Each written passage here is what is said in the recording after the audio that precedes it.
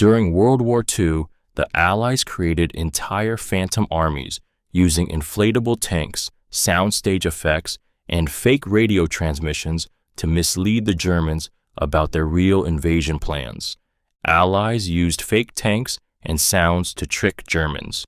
Imagine an army that never existed, rubber tanks that could be picked up by 2 men, artillery guns made of canvas and plywood, soldiers trained not to fight, but to act.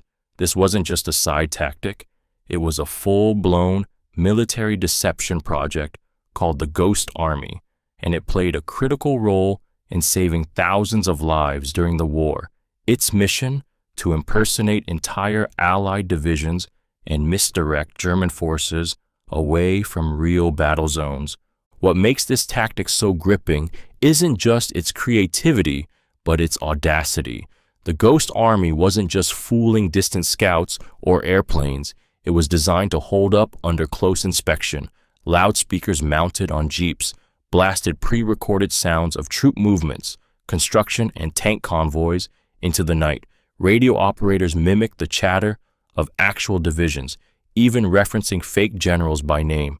At night, soldiers would quickly set up camp, arranging inflatable tanks and painting fake insignias on their trucks. By morning, to a German reconnaissance plane overhead, it looked like a real army had arrived. The deception was so convincing that German divisions were kept stationed miles away from the actual D-Day landing zones.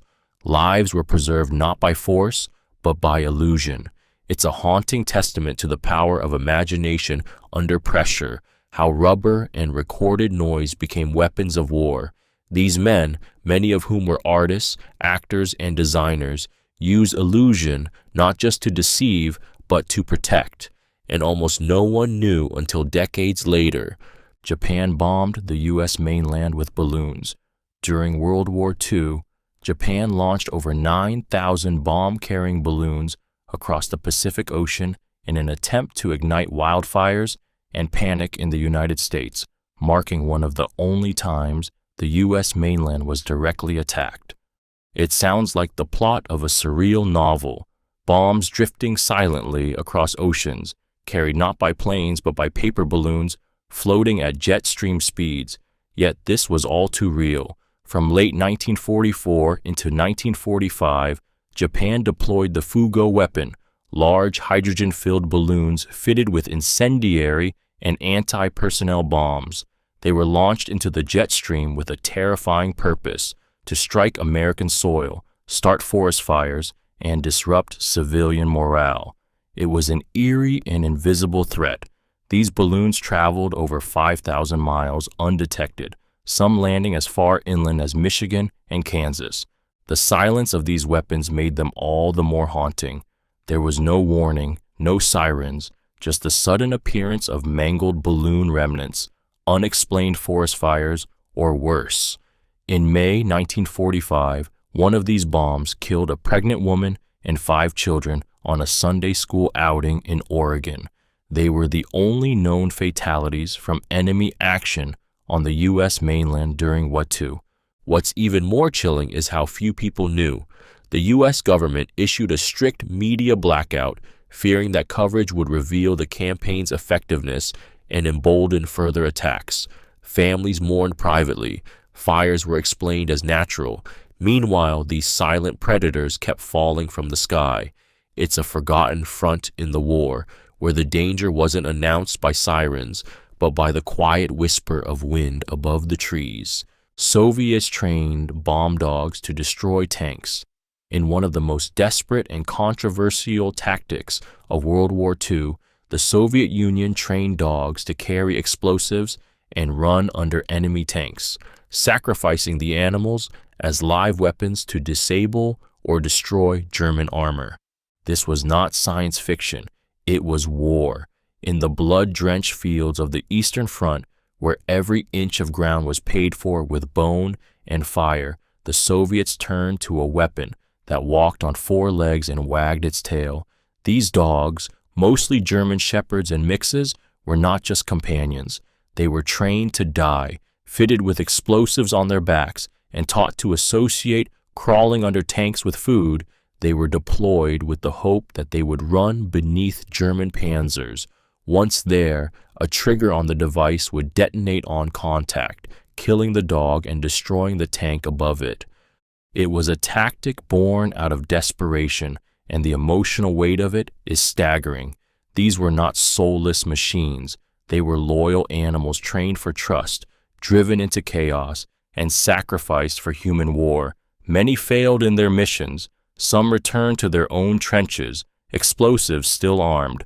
Others, confused by the battlefield, ran towards Soviet rather than German tanks. The psychological toll on handlers, often young soldiers who had raised the dogs themselves, was severe and lasting. The program, while briefly effective, was eventually discontinued, but its memory lingers like a ghost in the history of conflict.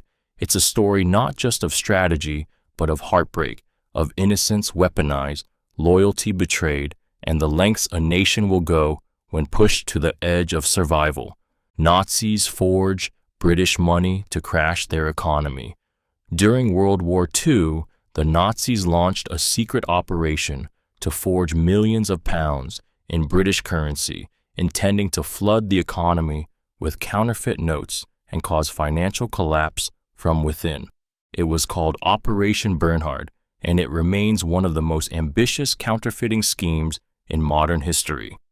Deep within the walls of Sachsenhausen concentration camp, a select group of prisoners, many of them skilled printers, engravers, and bankers, were forced to produce fake British pound notes so perfect they could barely be distinguished from the real thing. These were not crude forgeries, but masterpieces of deception, meticulously replicated down to the watermark and paper texture. The goal was economic sabotage.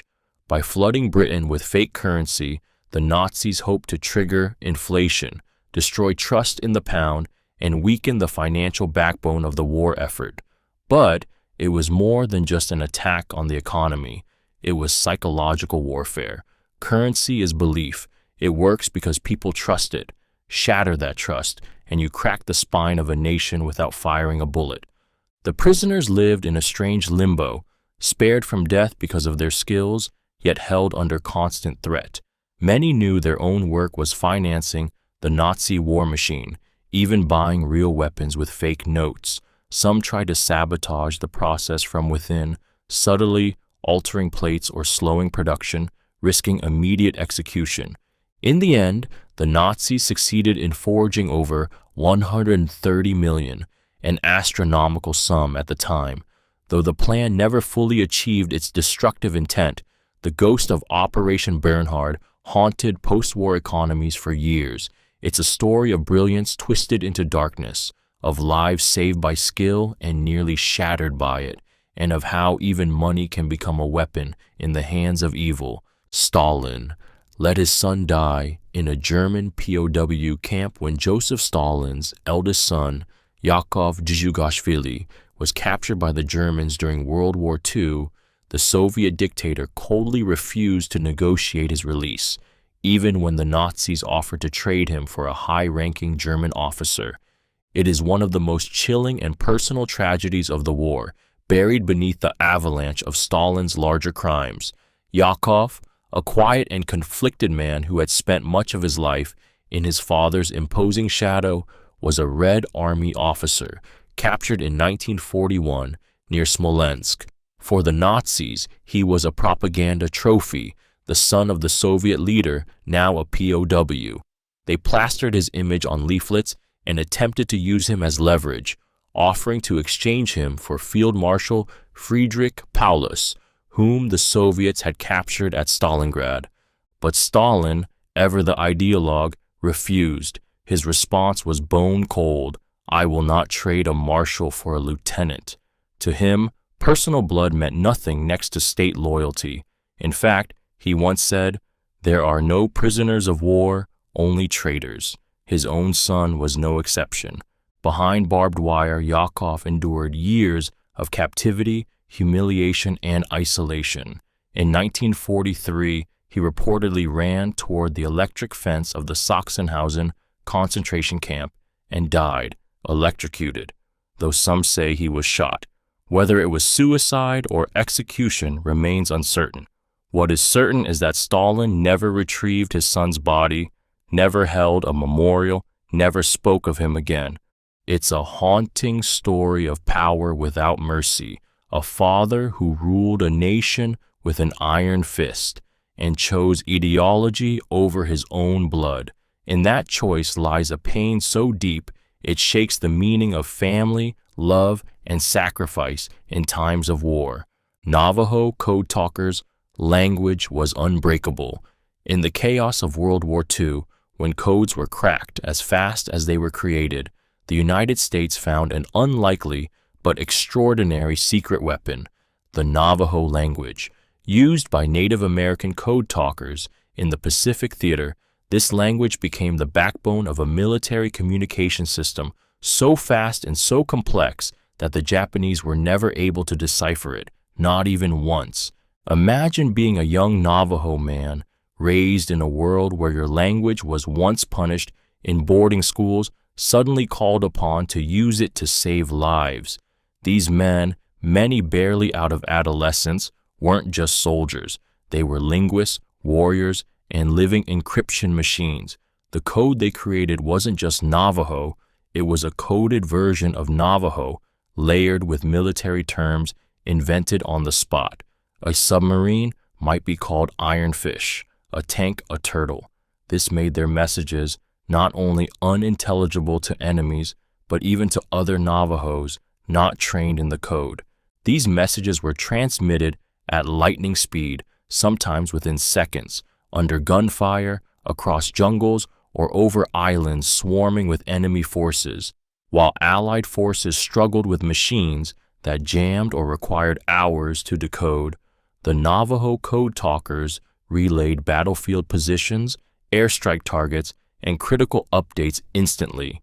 Their success wasn't just tactical, it was poetic justice. A language that had once been threatened with extinction became a lifeline for American forces. Their words were bullets and shields. Their heritage, once silenced, was now saving entire battalions. And in one of history's cruelest ironies, their contribution remained classified for decades, their silence continuing even after the war ended. But those unbroken words echo now with pride, pain, and the power of a voice once underestimated. Mad Jack Churchill fought with a sword and bow. British officer Jack Churchill, known as Mad Jack, stormed into World War II battlefields wielding a longbow, a Scottish broadsword, and a set of bagpipes, proving that courage can be as mad as it is magnificent. In a war defined by tanks, machine guns, and blitzkrieg, one man charged into combat like a warrior from another era. Jack Churchill wasn't interested in conformity. While others fired rifles, he drew a longbow, the last known soldier to kill with one in modern warfare.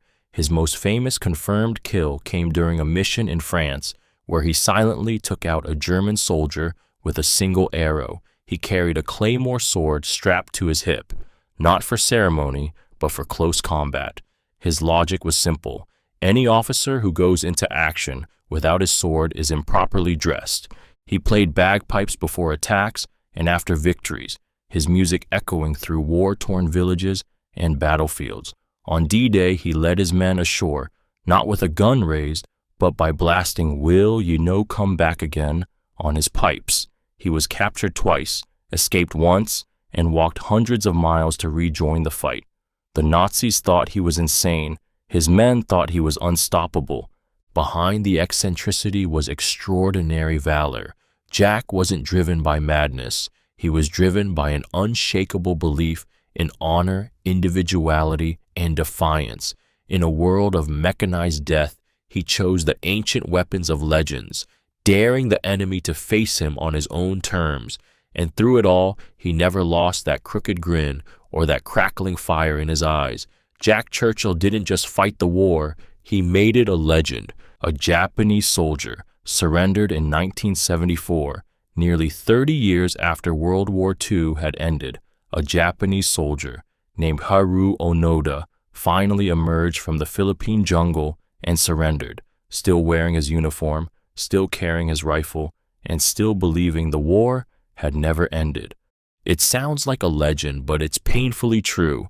Onoda was sent to Lubang Island in the Philippines in 1944 with strict orders: never surrender, never take your own life, and continue guerrilla operations indefinitely.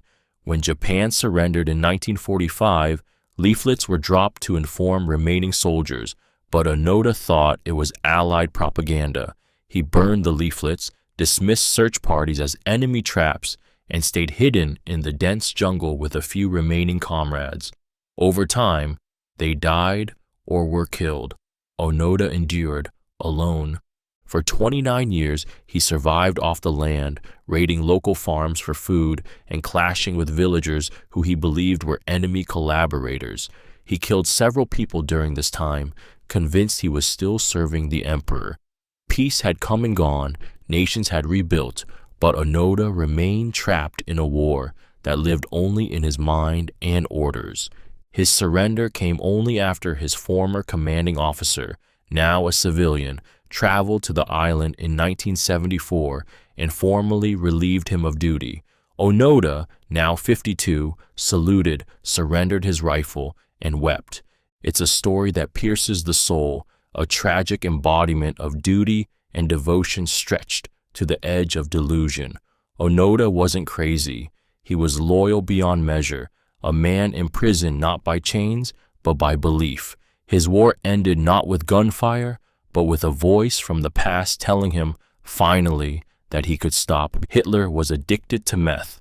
Adolf Hitler, the architect of one of history's darkest regimes, was secretly addicted to methamphetamine and a cocktail of nearly 80 other drugs, fueling his paranoia, erratic behavior, and delusions of invincibility as the world crumbled around him. This wasn't wartime rumor. It's a horrifying reality buried in declassified medical records and uncovered diaries. Hitler's personal physician, Dr. Theodor Morell, injected him daily with a dizzying combination of stimulants, sedatives, hormones, and narcotics. Among them was Pervitin, a potent methamphetamine distributed widely to Nazi soldiers to keep them awake, aggressive, and fearless. But Hitler took it in concentrated doses and regularly. What started as vitamin injections soon became a pharmacological crutch that shaped the course of the war itself. The physical signs were there: shaking hands, yellowed skin, nervous tics, glassy eyes. But behind closed doors, the drug's grip ran deeper. His manic speeches, bizarre military decisions, and frantic bursts of energy were fueled not just by ideology, but by chemical dependence. His famous rants, once thought to be theatrical, were the outward expression of a brain chemically hijacked, racing faster than reality could keep up. He became increasingly isolated, paranoid, and delusional. He ordered imaginary armies into battles that no longer existed. He accused his most loyal men of betrayal, and when defeat became inevitable, he retreated underground, still high, clinging to fantasies of salvation. There's something deeply terrifying in the thought that history's most brutal tyrant may have been driven, in part, by a twitching mind strung out on meth. It doesn't excuse his evil, it sharpens it, because behind every monstrous act was a man unraveling from within, powered by addiction, wrapped in madness, and dragging millions into darkness with him. Some German units surrendered days after VE Day. While the world celebrated Victory in Europe Day on May 8, 1945, not all German forces laid down their arms immediately. In the chaos of collapsing lines, shattered communication, and fear of Soviet captivity, some German units continued fighting or hiding for days after the official surrender. The war was over on paper, but the battlefield didn't read documents. Scattered across ruined cities, remote forests, and occupied territories, entire divisions hadn't received the news or refused to believe it. Some commanders distrusted the surrender's legitimacy. Others feared capture by the advancing Red Army and fled west, desperately trying to surrender to the British or Americans instead. Soldiers were still manning machine guns, tanks still patrolled lonely roads, and shots continued to echo in places where peace had supposedly arrived. In Czechoslovakia, the Prague uprising was still raging, and German SS units fiercely resisted until May 11th. On the Channel Islands, Nazi garrisons remained armed until May 9th. In Norway, thousands of German troops held position for days, uncertain whether their orders were to fight, surrender, or hold.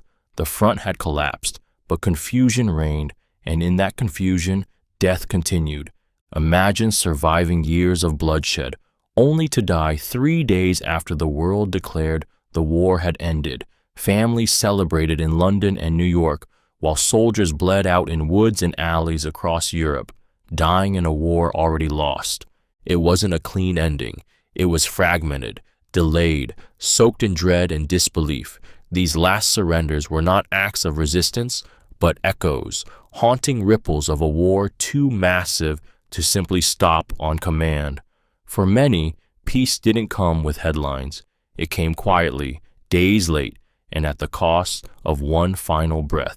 Soviets executed thousands of their own troops. During World War II, the Soviet Union executed over 150,000 of its own soldiers, labeling them cowards, traitors, or deserters as part of a brutal system of control that treated fear as a weapon just as potent as any rifle. In Stalin's Red Army, surrender was not an option. Hesitation was treason. Retreat was death. Soviet soldiers fought not only against the German war machine, but under the terrifying gaze of their own commanders. Behind the front lines stood blocking detachments, special NKVD units whose sole purpose was to shoot any comrade who faltered, turned back, or refused to advance. They were ordered to mow down their own, like wolves thinning the pack. These weren't isolated incidents. They were systematic, ordered from the top. Stalin issued Order Number 227, declaring, "Not a step back." Any soldier who disobeyed could be executed on the spot. The message was simple and chilling. You will die either by the enemy's bullets or ours. Thousands of men were labeled panic makers, many with no trial, no defense. In a war already defined by misery, the fear of your own nation became a second battlefield. Entire battalions were erased. Soldiers who had seen their families executed or their villages burned were now treated as expendable, their loyalty constantly questioned, and yet they fought. They bled for a homeland that threatened them at every turn. The emotional weight of standing shoulder to shoulder with death, knowing it might wear your uniform, is impossible to quantify.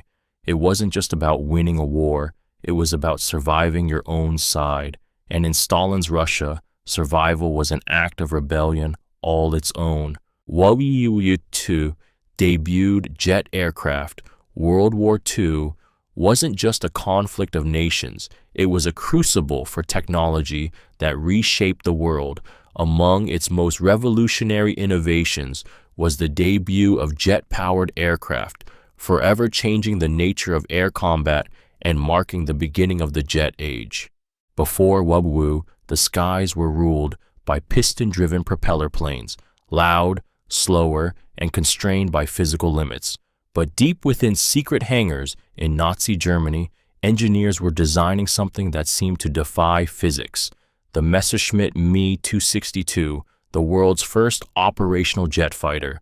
When it finally roared into the skies in 1944, it moved faster than anything Allied pilots had ever seen, reaching speeds of over 540 miles mph, nearly 200 mph faster than most fighters of the day. It was sleek, deadly, and almost untouchable in straight flight. But the Me 262 was more than just a machine. It was a symbol of desperation and brilliance, born in the final chapters of the war when Germany was collapsing and innovation was the only battlefield left to win. Hitler, in a critical blunder, demanded the jet be modified as a bomber, delaying its deployment. By the time it reached combat in full force, it was too late to alter the war's course, but not too late to terrify Allied air crews. Other nations took note. Britain had already tested the Gloucester Meteor, and the U.S. would soon follow with their own designs. The age of the jet had begun, not with celebration, but with urgency, fear, and the sound of engines that screamed instead of roared. It wasn't just a new kind of aircraft. It was the future, born in the fire of the world's deadliest war. Hitler feared escape via submarine to South America. In the final days of World War II, as Berlin collapsed and the Third Reich fell into chaos, whispers of escape plans swirled around Hitler's bunker, including a proposed submarine evacuation to South America, a plan he ultimately refused out of fear, paranoia, and a crumbling sense of identity. By April 1945, Soviet forces were closing in from all sides. Berlin was a smoking ruin, and Hitler's most loyal followers were either dead, fleeing, or preparing to take their own lives. Amid the desperation, intelligence reports and post-war testimonies suggest that some within the Nazi inner circle proposed a last-ditch plan: escape Germany undetected in a U-boat, cross the Atlantic, and resettle in Argentina or Brazil, countries known for their sympathetic fascist leanings and weak extradition laws. Submarines had already been used to smuggle high-ranking Nazis and gold out of Europe. Argentina, in particular, would later become a haven for war criminals like Adolf Eichmann and Josef Mengele. But Hitler refused. He scoffed at the idea of fleeing like a common fugitive. His pride wouldn't allow it. His paranoia told him capture was inevitable. He feared what exile would make him, an aging, hunted shadow of the man who once held a continent in his grip. More hauntingly, he feared irrelevance. In South America, he would be powerless, a ghost clinging to a dead ideology. That thought terrified him more than the Red Army at his doorstep. And so, in a bunker sealed by steel and silence, he chose death over disappearance. But the mere existence of the escape plan reveals the cracks in his invincibility and the desperate scramble of those who still believed the nightmare could survive, even beneath the ocean. Garbo misled Nazis. About D-Day, in the most decisive deception of World War II, a Spanish double agent, codenamed Garbo, tricked the Nazi high command into defending the wrong beaches during D-Day, saving countless Allied lives and altering the fate of Europe.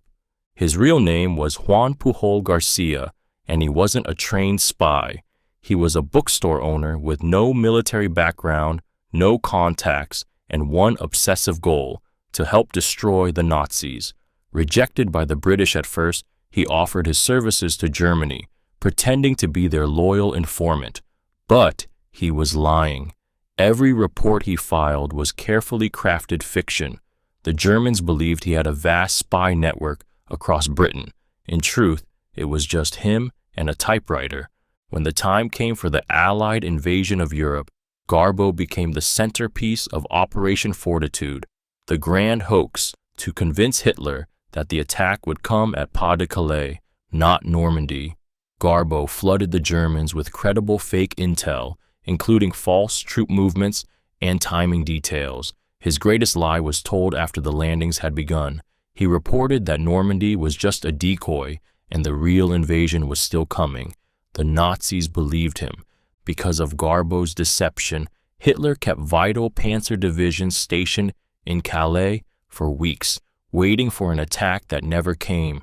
Meanwhile, Allied forces secured their foothold in Normandy with far fewer losses than expected. Garbo's lies saved lives. His fiction rewrote truth, and the Nazis rewarded him with an Iron Cross for his loyalty. The British later knighted him in secret. A man who wanted no glory had fooled the world's most brutal regime and helped liberate a continent, armed only with imagination and courage. Nazis tried to kill Churchill with chocolate. In one of the strangest and most insidious assassination plots of World War II, Nazi saboteurs planned to kill British Prime Minister Winston Churchill, using an explosive device hidden inside a luxury chocolate bar, weaponizing sweetness to deliver death. This wasn't some bizarre spy novel. It was a real documented plan conceived by Nazi intelligence operatives who understood that power often hides behind comfort. The concept was disturbingly elegant.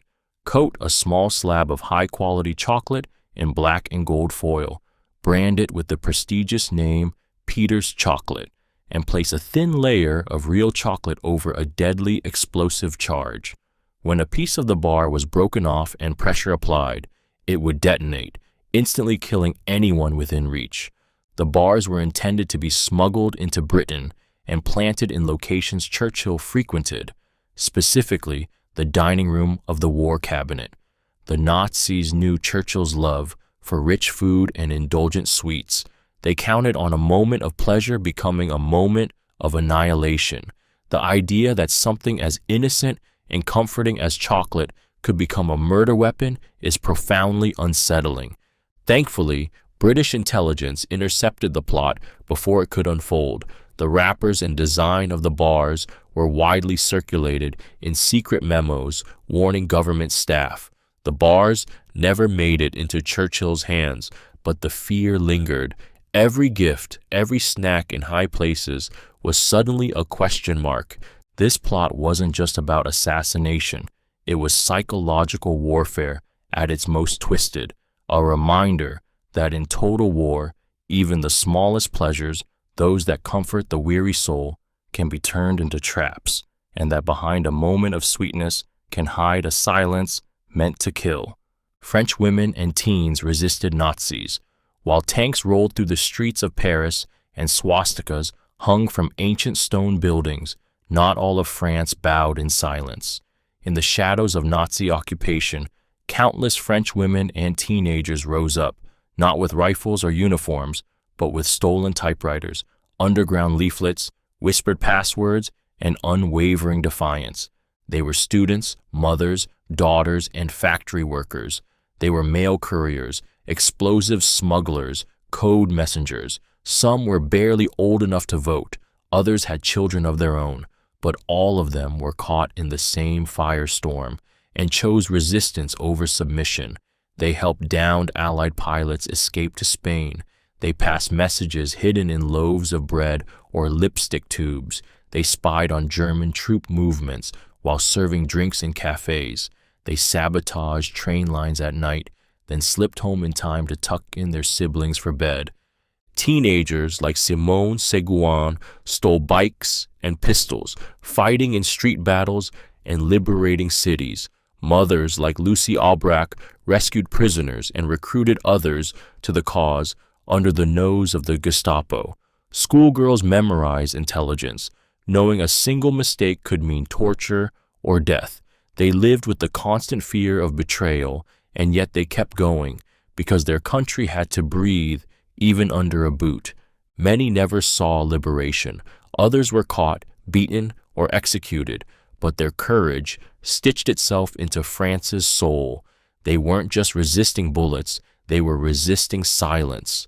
History often names generals and armies, but behind every major victory, there were anonymous girls on bicycles, women with forged documents, and teenagers who risked everything to say, "You will not take our future without a fight."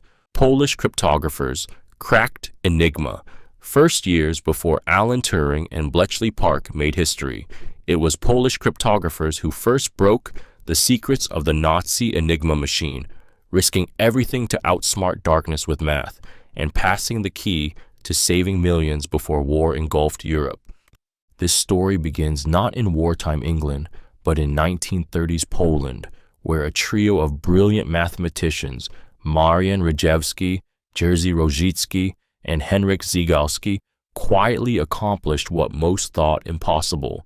Using limited intelligence and raw mathematical ingenuity, they reconstructed the inner workings of the German Enigma machine, a device believed to be unbreakable.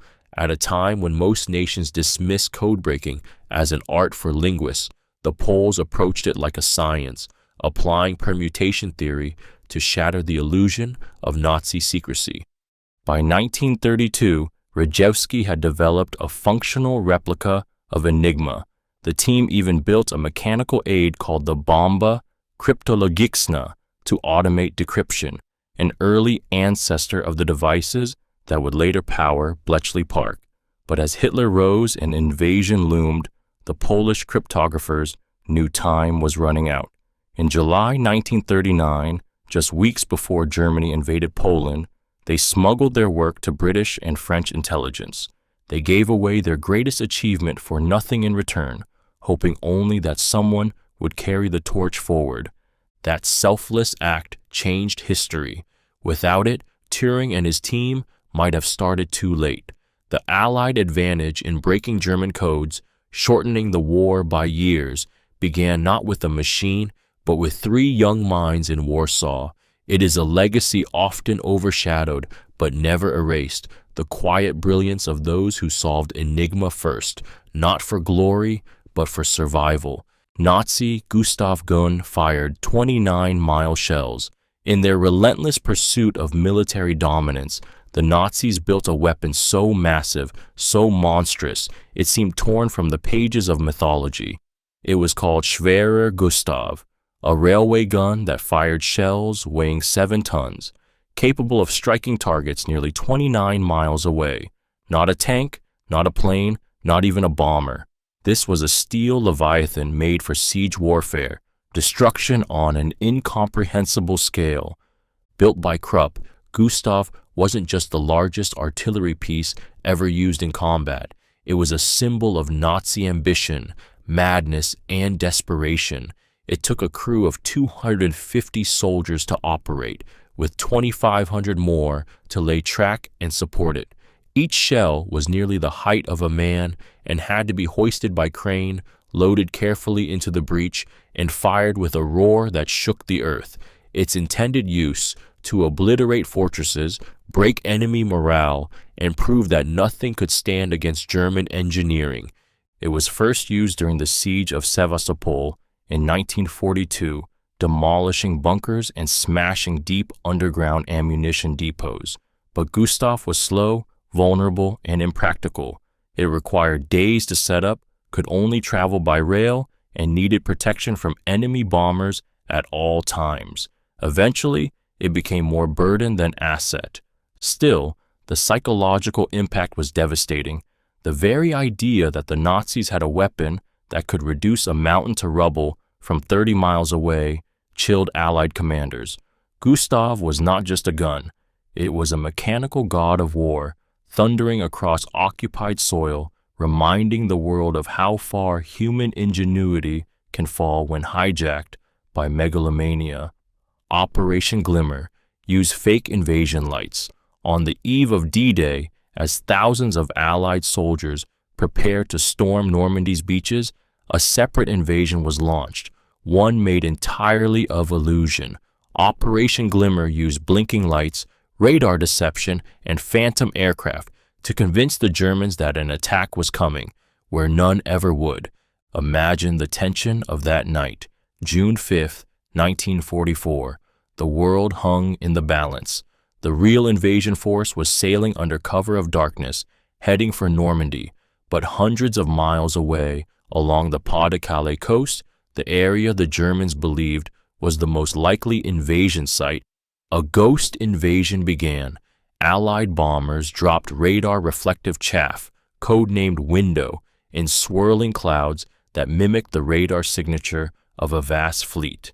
At the same time, small boats moved slowly through the water, towing lights designed to blink in a pattern that looked like ships approaching.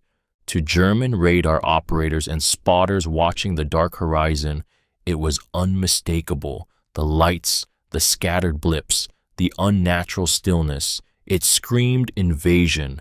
Their reports lit up Nazi command lines. Troops were moved, guns were aimed, eyes were pulled away from the true landing zones in Normandy, giving the Allies a few precious hours of surprise. But no boats ever came, no men ever landed. It was all a lie, a choreographed ballet of shadows and flickers, meant to mislead and misdirect. It worked. Operation Glimmer didn't fire a single shot. yet it saved countless lives. In that moment, deception became salvation. It was proof that in war, the most powerful weapons are sometimes the ones you never see and never need to use. Japan had suicide submarines. As World War II dragged into its final desperate months, Japan turned to a chilling new weapon of sacrifice, the Kaiten, a manned suicide submarine. These were not conventional war machines. They were torpedoes redesigned to carry a single pilot who would steer the explosive vessel straight into enemy ships, with no way to escape and no intention of returning. The very name Kaiten means turn toward heaven, a poetic euphemism for a mission guaranteed to end in death. These were not impulsive acts of wartime despair. They were meticulously planned attacks, carried out by young men trained to die. Some were barely 20 years old. They wrote farewell letters. They burned incense. Then they sealed themselves inside 48-foot-long tubes of steel and silence, guided by honor, brainwashed loyalty, and a brutal sense of national duty. Once launched from larger submarines, Kaitens were completely sealed. Pilots had only a small periscope, rudimentary controls, and the target in front of them. When a Kaiten hit its mark, the result was a thunderous, devastating explosion, enough to cripple or destroy a warship. But more often they failed. Many malfunctioned, sank in launch, or missed their targets entirely. Some exploded prematurely, taking both pilot and carrier submarine with them. Only a handful of confirmed kills were ever made, and yet Japan continued the missions, fueled by desperation and a belief in death as redemption. The young men who volunteered weren't monsters. They were sons, students, brothers, turned into weapons by a system that glorified martyrdom over life. It was warfare stripped of survival, an eerie, mechanical final prayer, whispered beneath the sea by those who were never meant to resurface. U.S.-tested pigeon-guided bombs. In one of the strangest and most unbelievable experiments of World War II, the United States military seriously developed and tested bombs guided not by electronics, but by trained pigeons whose pecking behavior was meant to steer the weapon toward its target with deadly accuracy. It sounds like parody, but it was deadly serious. The project was called Project Pigeon, and behind it stood the brilliant and eccentric psychologist B.F. Skinner. As radar and guidance technology lagged, Skinner proposed a bizarre alternative: train pigeons to recognize images of enemy ships, place them inside the nose of a bomb, and let their instincts guide the weapon mid-flight. Inside the bomb's nose cone was a small screen. The pigeon, looking at a projected image of the target, would peck toward it. The system translated the pecks into real-time flight corrections. To the amazement of skeptics, it actually worked in testing. The pigeons pecked with astonishing focus, correcting flight paths with precision. They weren't distracted by explosions or motion. They simply wanted their reward, a bit of grain. The sheer absurdity clashed with its terrifying effectiveness. A living creature would become the guidance system of a bomb, steering it silently through the air, focused only on a projected ship, unaware that its flight would end in fire.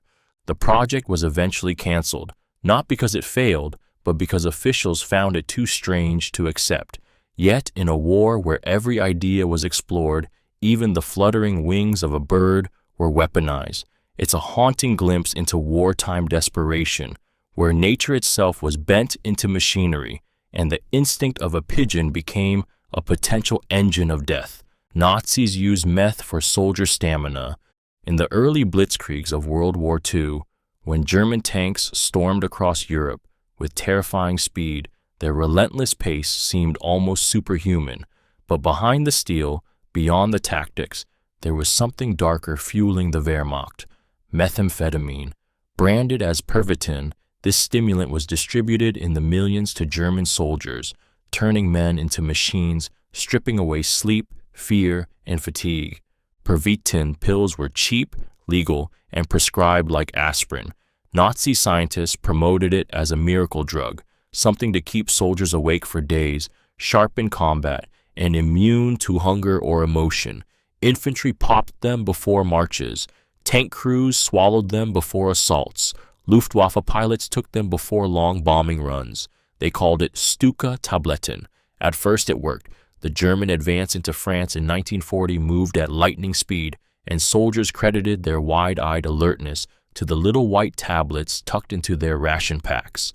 But what seemed like an edge soon became a curse. Addiction crept in. Side effects took hold. Paranoia, hallucinations, heart failure. Soldiers began to crash mid-mission, falling into sudden, dangerous stupors. Some descended into violent madness.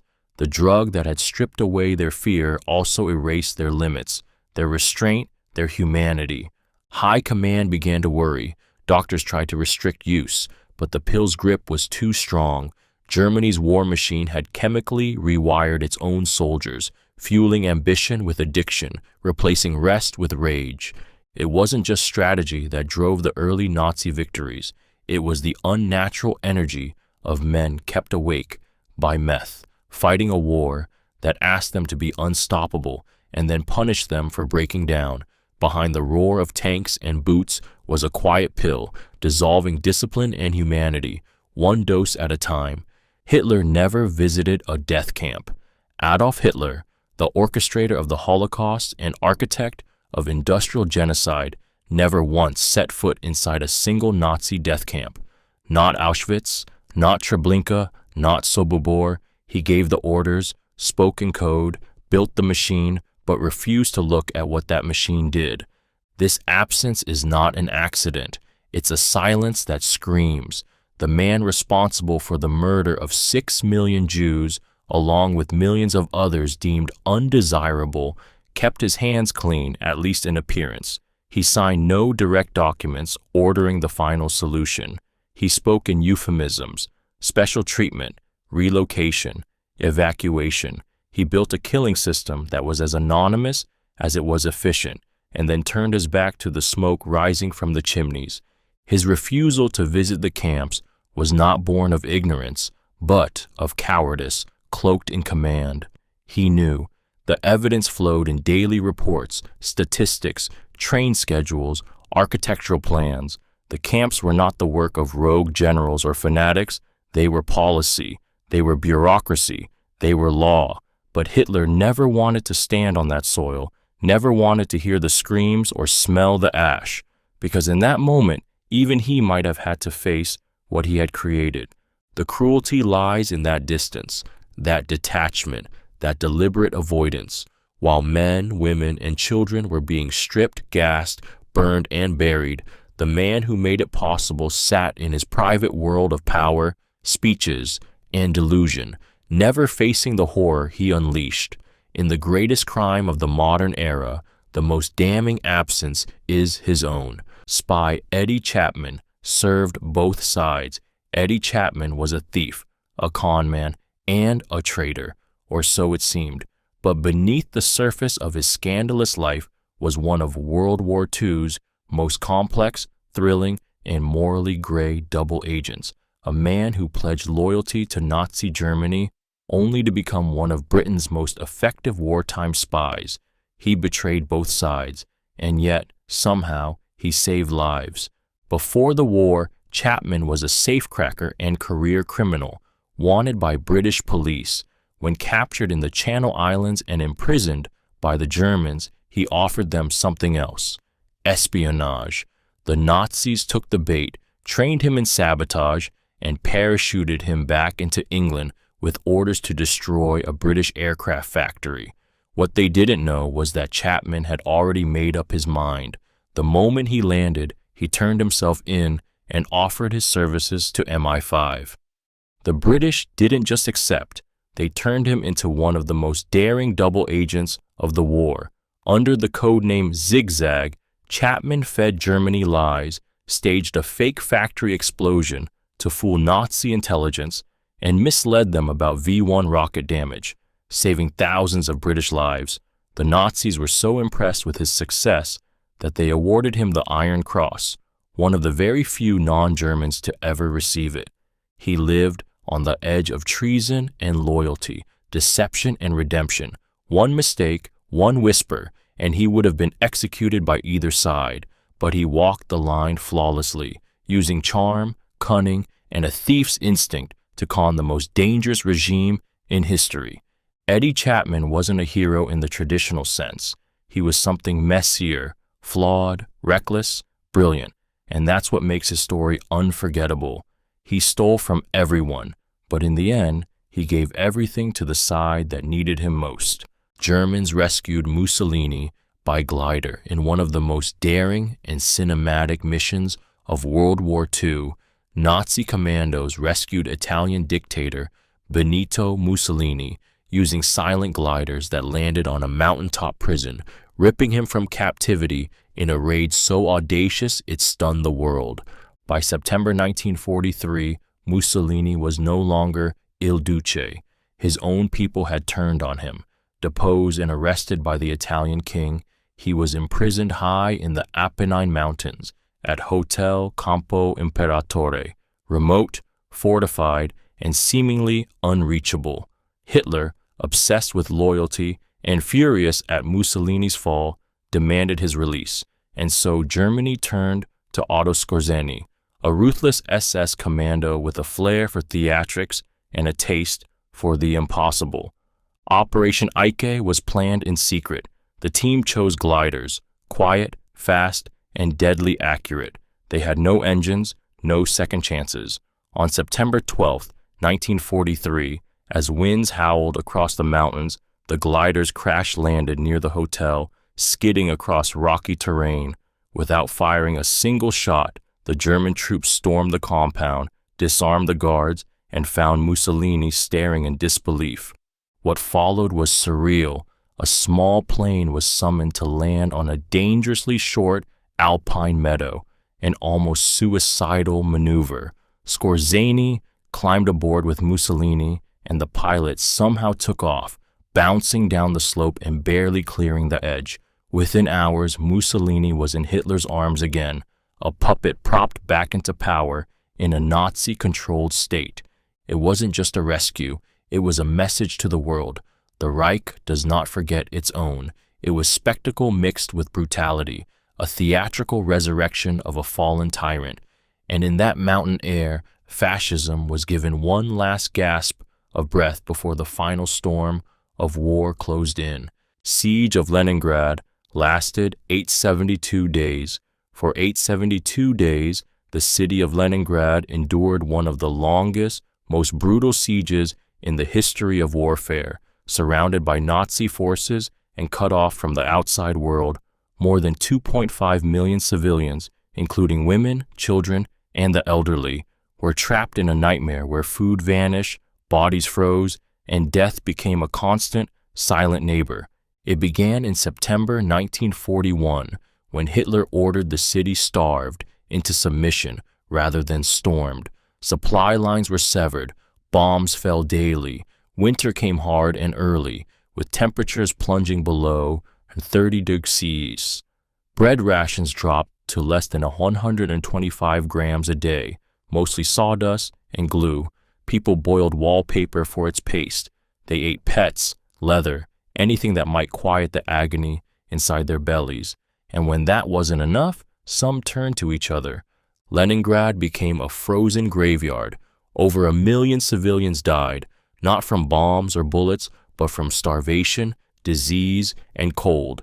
And still, the city refused to fall. Libraries stayed open. Symphony orchestras played. The besieged clung fiercely to culture, to dignity, to defiance. When Shostakovich's Seventh Symphony was performed in 1942 by a starving orchestra, loudspeakers broadcasted across the city and toward the enemy lines. It wasn't music, it was resistance. Children buried their parents, parents buried their children, and those who survived carried scars deeper than frostbite. They endured not just for survival, but for pride, for memory, for the soul of a city Hitler vowed to erase. Leningrad held, not by strength of arms alone, but by a kind of human resilience, so harrowing, so raw, it defies comprehension. It wasn't a siege, it was hell, wrapped in snow. lived day by day for 872 days with no promise of tomorrow. Soviet women snipers were deadly. In the blood-soaked snowfields of the Eastern Front, where death came silent and sudden, Soviet women snipers became ghost-like legends, masters of stillness, patience, and deadly precision. They didn't just match their male counterparts, they surpassed them.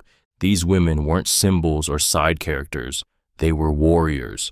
Over 2,000 female snipers served in the Red Army during World War II, many recruited as teenagers, trained rigorously, and then deployed into some of the harshest battles in human history. They were underestimated by the enemy and often by their own commanders. That was their first advantage. The second, they were extraordinarily, terrifyingly good. Lyudmila Pavlichenko, the most famous among them, had 309 confirmed kills. She stalked Nazi officers, artillery spotters, and machine gunners, sometimes crawling for days through mud and snow just to take a single shot. She became so feared that the Germans tried to bribe her through loudspeakers, then threatened her life by name. She answered with more bullets. These women endured frostbite, hunger, and unimaginable trauma.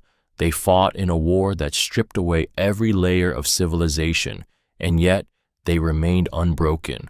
Their rifles were extensions of their bodies. Their discipline was absolute. They could lie motionless for hours, breathing so slowly their hearts barely stirred the snow around them. They were not spared because of their gender. They were targeted more, but they kept returning fire, quietly, relentlessly. In the war's deadliest arenas, Soviet women didn't ask for permission to fight. They took the shot, and somewhere in the silence that followed, the myth of invincible Nazi superiority cracked. One bullet at a time, Germany planned to invade Switzerland. Though often remembered for its neutrality, Switzerland was never truly safe during World War II. Behind Nazi Germany's armored columns and cold diplomacy, there was a hidden plan, Operation Tannenbaum, the blueprint for a full-scale invasion of Switzerland. The so-called untouched haven in the Alps was closer to annihilation than most ever realized. Switzerland's neutrality was tolerated, not respected. Hitler saw the tiny Alpine nation as a stubborn speck defying his vision of a unified, German-dominated Europe. Its location was strategic, its banks filled with gold, its tunnels perfect for military transport. But Switzerland also held something else Hitler loathed: democratic independence. In the dark corridors of Berlin's military command, generals drafted invasion routes, calculated the overwhelming power needed, and even split the country into zones of German and Italian occupation. The plan was brutal. Over 300,000 Axis troops were assigned to crush Switzerland in days. But Switzerland didn't sleep. Knowing neutrality might not shield them, they armed nearly every citizen. Mountain passes were rigged with explosives, bridges set for demolition, and secret fortresses carved into cliffs. The Swiss trained militias relentlessly and created the National Redoubt strategy, a plan to retreat deep into the Alps and fight to the last breath. And yet, the invasion never came. Germany postponed, then abandoned the plan, likely fearing the mountainous cost of resistance and preferring to exploit Swiss banks and industry instead. But the threat was never fiction. It loomed for years like a knife against the throat. Switzerland was not untouched. It was cornered, prepared, and bracing for war at every ticking moment. Behind postcard landscapes and quiet neutrality stood a nation waiting to bleed for its freedom, never knowing if the next sunrise would bring tanks instead of peace. POWs built escape tunnels at Colditz. Atop a rocky cliff in Nazi Germany stood Colditz Castle, an ominous, fortress-like prison reserved for the most defiant Allied officers. But even here, behind layers of walls, guards, and barbed wire, prisoners didn't surrender. They tunneled through darkness and stone, carving their dreams of freedom with bare hands and pure resolve. Colditz was meant to be escape-proof. It housed prisoners who had already broken out of other camps, serial escapers, officers who refused to be broken. And yet, in that cold, echoing fortress, escape was not just a hope, it became an obsession. Officers from Britain, France, Poland, and the Netherlands worked together in secret teams, engineering tunnels beneath cell floors, chapel altars, and even the castle theater. They dug with spoons, bed slats, and stolen tools. Earth was hidden in attic crawl spaces or scattered discreetly during daily walks. They created disguises, forged papers, studied train schedules. They built a glider in the attic using bed sheets and floorboards. Yes, a glider. Hidden behind a false wall, piece by piece, it was meant to fly over the river valley below once the war reached its final months. But it was the tunnels that beat like a pulse beneath Colditz. Damp, narrow, suffocating. Men crawled for hours through black corridors, barely wider than their shoulders, knowing a single misstep meant collapse or discovery. The courage wasn't in escaping. It was in believing escape was still possible. Colditz wasn't just a prison. It became a monument to the human will, to the idea that even in the jaws of war, freedom is a right worth digging for, inch by inch, heartbeat by heartbeat, under stone and steel. Japan attacked while still in talks with the U.S. On the morning of December 7, 1941, as Japanese warplanes roared toward Pearl Harbor and torpedoes sliced through Pacific waters, Japanese diplomats were still seated at a table in Washington, D.C., engaged in formal peace negotiations with the United States. They knew the attack was already underway, and they said nothing. It was betrayal in its most chilling form, a handshake masking a dagger. For weeks, Japan's envoys have been discussing ways to resolve growing tensions, arguing over embargoes, trade, and the fate of the Pacific. But back home, Tokyo had already made its decision. The attack was authorized, the pilots were in the air, and the diplomats were given instructions to deliver a final message just before the bombs fell, not a declaration of war, but a diplomatic slap cloaked in ambiguity. But the message was late. Whether by design or accident, it was delivered after the attack had already begun. By the time U.S. officials read the final memo, blood was already soaking the waters of Pearl Harbor. Over 2,400 Americans were dead. Battleships were burning. The Pacific Fleet was crippled, and the nation realized it had been struck not just by force, but by calculated deception. It was a moment that shattered trust, not just between two nations, but within the very idea of diplomacy. The image of men in suits negotiating peace while death rained from the sky felt like a cinematic betrayal, except it was real. America's entry into World War II didn't begin with war drums. It began with a lie, a smile, and then silence broken by the scream of sirens. German U-boats patrolled near U.S. coasts. In the shadowed waters just miles from American beaches, German U-boats prowled silently during World War II, sinking ships within sight of coastal towns, lighting the night with fire as the war crept terrifyingly close to home. It's a truth many Americans never knew. The war wasn't only fought across oceans. In 1942, following the U.S. entry into World War II, Nazi Germany unleashed Operation Paukenschlag, Operation Drumbeat, a relentless U-boat assault along the eastern seaboard. From the frigid waters off Maine to the warm shallows near Florida, submarines waited silently for merchant ships, oil tankers, and freighters to silhouette themselves against the glowing American coastline. And the lights stayed on. Cities continued as usual. Boardwalks glittered, restaurants bustled, homes glowed. These backlit ships became floating targets. Civilians stood on beaches and watched in horror as torpedoes struck, flames engulfed vessels, and oil slicks burned across the waves.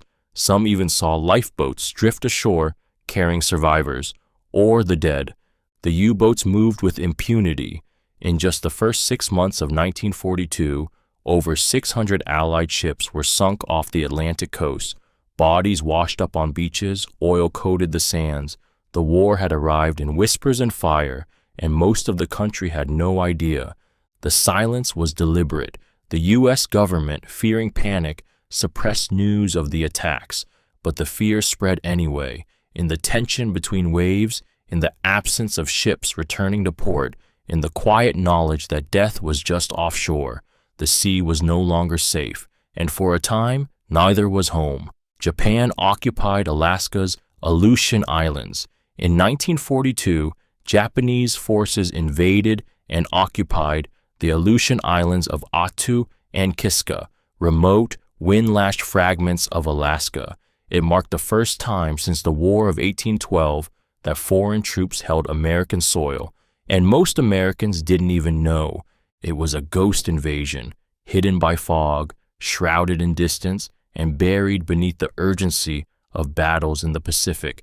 The occupation of these lonely volcanic islands barely made headlines, but for those who lived and fought there, it was a brutal, surreal chapter of World War II. Japanese troops landed under cover of darkness, displacing native Aleuts, building bunkers, and turning tundra into trenches. Thousands of U.S. soldiers were rushed north, not into palm-fringed beaches, but into frozen hellscapes where frostbite was deadlier than bullets. What followed was one of the most grueling campaigns of the war. The Battle of Attu in 1943 was fought in mud, snow, and misery. Soldiers clawed up ridges through freezing rain, their boots rotting, their fingers numb. At night, Japanese snipers picked them off. By day, the weather did the rest. In the final hours, the Japanese launched a mass suicide charge. Nearly 1,000 soldiers ran screaming into bayonets and gunfire, choosing death over surrender. Kiska, meanwhile, was abandoned silently by Japanese forces before the Americans arrived, leaving behind booby traps, empty camps, and haunting silence. U.S. troops landed expecting war and found only ghosts. The Aleutian campaign was a cold war within a hot one. Forgotten by many, it was a stark reminder that no land was too remote, no coast too distant. Even the edge of America, battered by wind and waves, could become a battlefield. Dummy paratroopers misled Germans on D-Day. In the dead of night on June 6, 1944, as the real Allied paratroopers leapt into darkness over Normandy, hundreds of dummies, lifeless figures stuffed with straw and cloth, were dropped from planes across enemy lines. They fell like soldiers but made no sound, and in that eerie silence, they fooled an entire German defense network. They were called Ruperts, dummy paratroopers designed to look like real men in silhouette. From the ground, in the chaos of night, they were indistinguishable from living invaders. Their purpose wasn't to fight, it was to deceive, to create panic, to force the Germans to scatter their forces chasing shadows. As these lifeless figures floated to Earth, they were often rigged with noisemakers, firecrackers, or even time-delayed explosives to simulate gunfire and movement. The effect was devastating. German commanders, convinced a major airborne invasion was underway in areas far from the real landing zones, rushed reinforcements in the wrong direction. Hours mattered, confusion multiplied, and in those stolen hours, real paratroopers landed elsewhere, taking bridges, silencing guns, clearing the path for the invasion force about to hit the beaches. Some Ruperts were even outfitted with radios to mimic unit chatter, while a few were dropped with Special Forces soldiers who stirred up skirmishes to sell the illusion. The result was a battlefield haunted by ghosts, cloth men who bled no blood but disrupted entire defense lines. D-Day was won not just with bullets, but with shadows. In a war where deception saved lives, these faceless falling figures became heroes in silence. They never drew breath, never fired a shot, but changed the course of history before they even hit the ground. Ghost Army used rubber tanks and sound tricks. In the final years of World War II, a secret U.S. military unit waged a war of illusions, armed not with bullets, but with rubber tanks, fake radio chatter, and the art of deception. They were called the Ghost Army, and their mission was as bizarre as it was brilliant: to impersonate entire divisions of the Allied forces and mislead the Germans about where and when real attacks would occur. Composed of artists, set designers, sound engineers, and actors, this 1,100-man unit could conjure the illusion of 30,000 soldiers seemingly overnight. They inflated life-size tanks with air pumps. They positioned fake aircraft made of canvas and wood in open fields. They recorded the sounds of troop movements, engines idling, men marching, tanks grinding, and blasted them through massive speakers over hills and valleys. Their radio operators mimicked military transmissions with crafted precision, inventing entire conversations between fictional generals. But this was no harmless theater. Their performances took place just miles from enemy lines, where one mistake could lead to discovery and death. Dressed in real uniforms and equipped with forged insignias, these men camped in freezing mud, played their parts with deadly seriousness, and carried the weight of soldiers who never existed. Their deceptions drew German troops away from real battles, saving thousands of Allied lives. They lived in the shadows of history, sworn to secrecy even after the war. No medals, no parades, just quiet pride. They didn't fire weapons, they became them. And in the darkest chapters of a global war, it was rubber and sound that sometimes turned the tide. Illusion, when done right, was as powerful as fire. U.S. and German troops fought SS together. In the final chaotic days of World War II, something happened that defied every rule of allegiance and every expectation of war. American and German soldiers, once bitter enemies, stood side by side, fighting together against the SS to defend a group of high-profile prisoners in an Austrian castle. It happened at Schloss Itter, a remote fortress in the Austrian Alps, where the Nazis had imprisoned an unusual group: former French prime ministers, generals, tennis stars, and resistance leaders.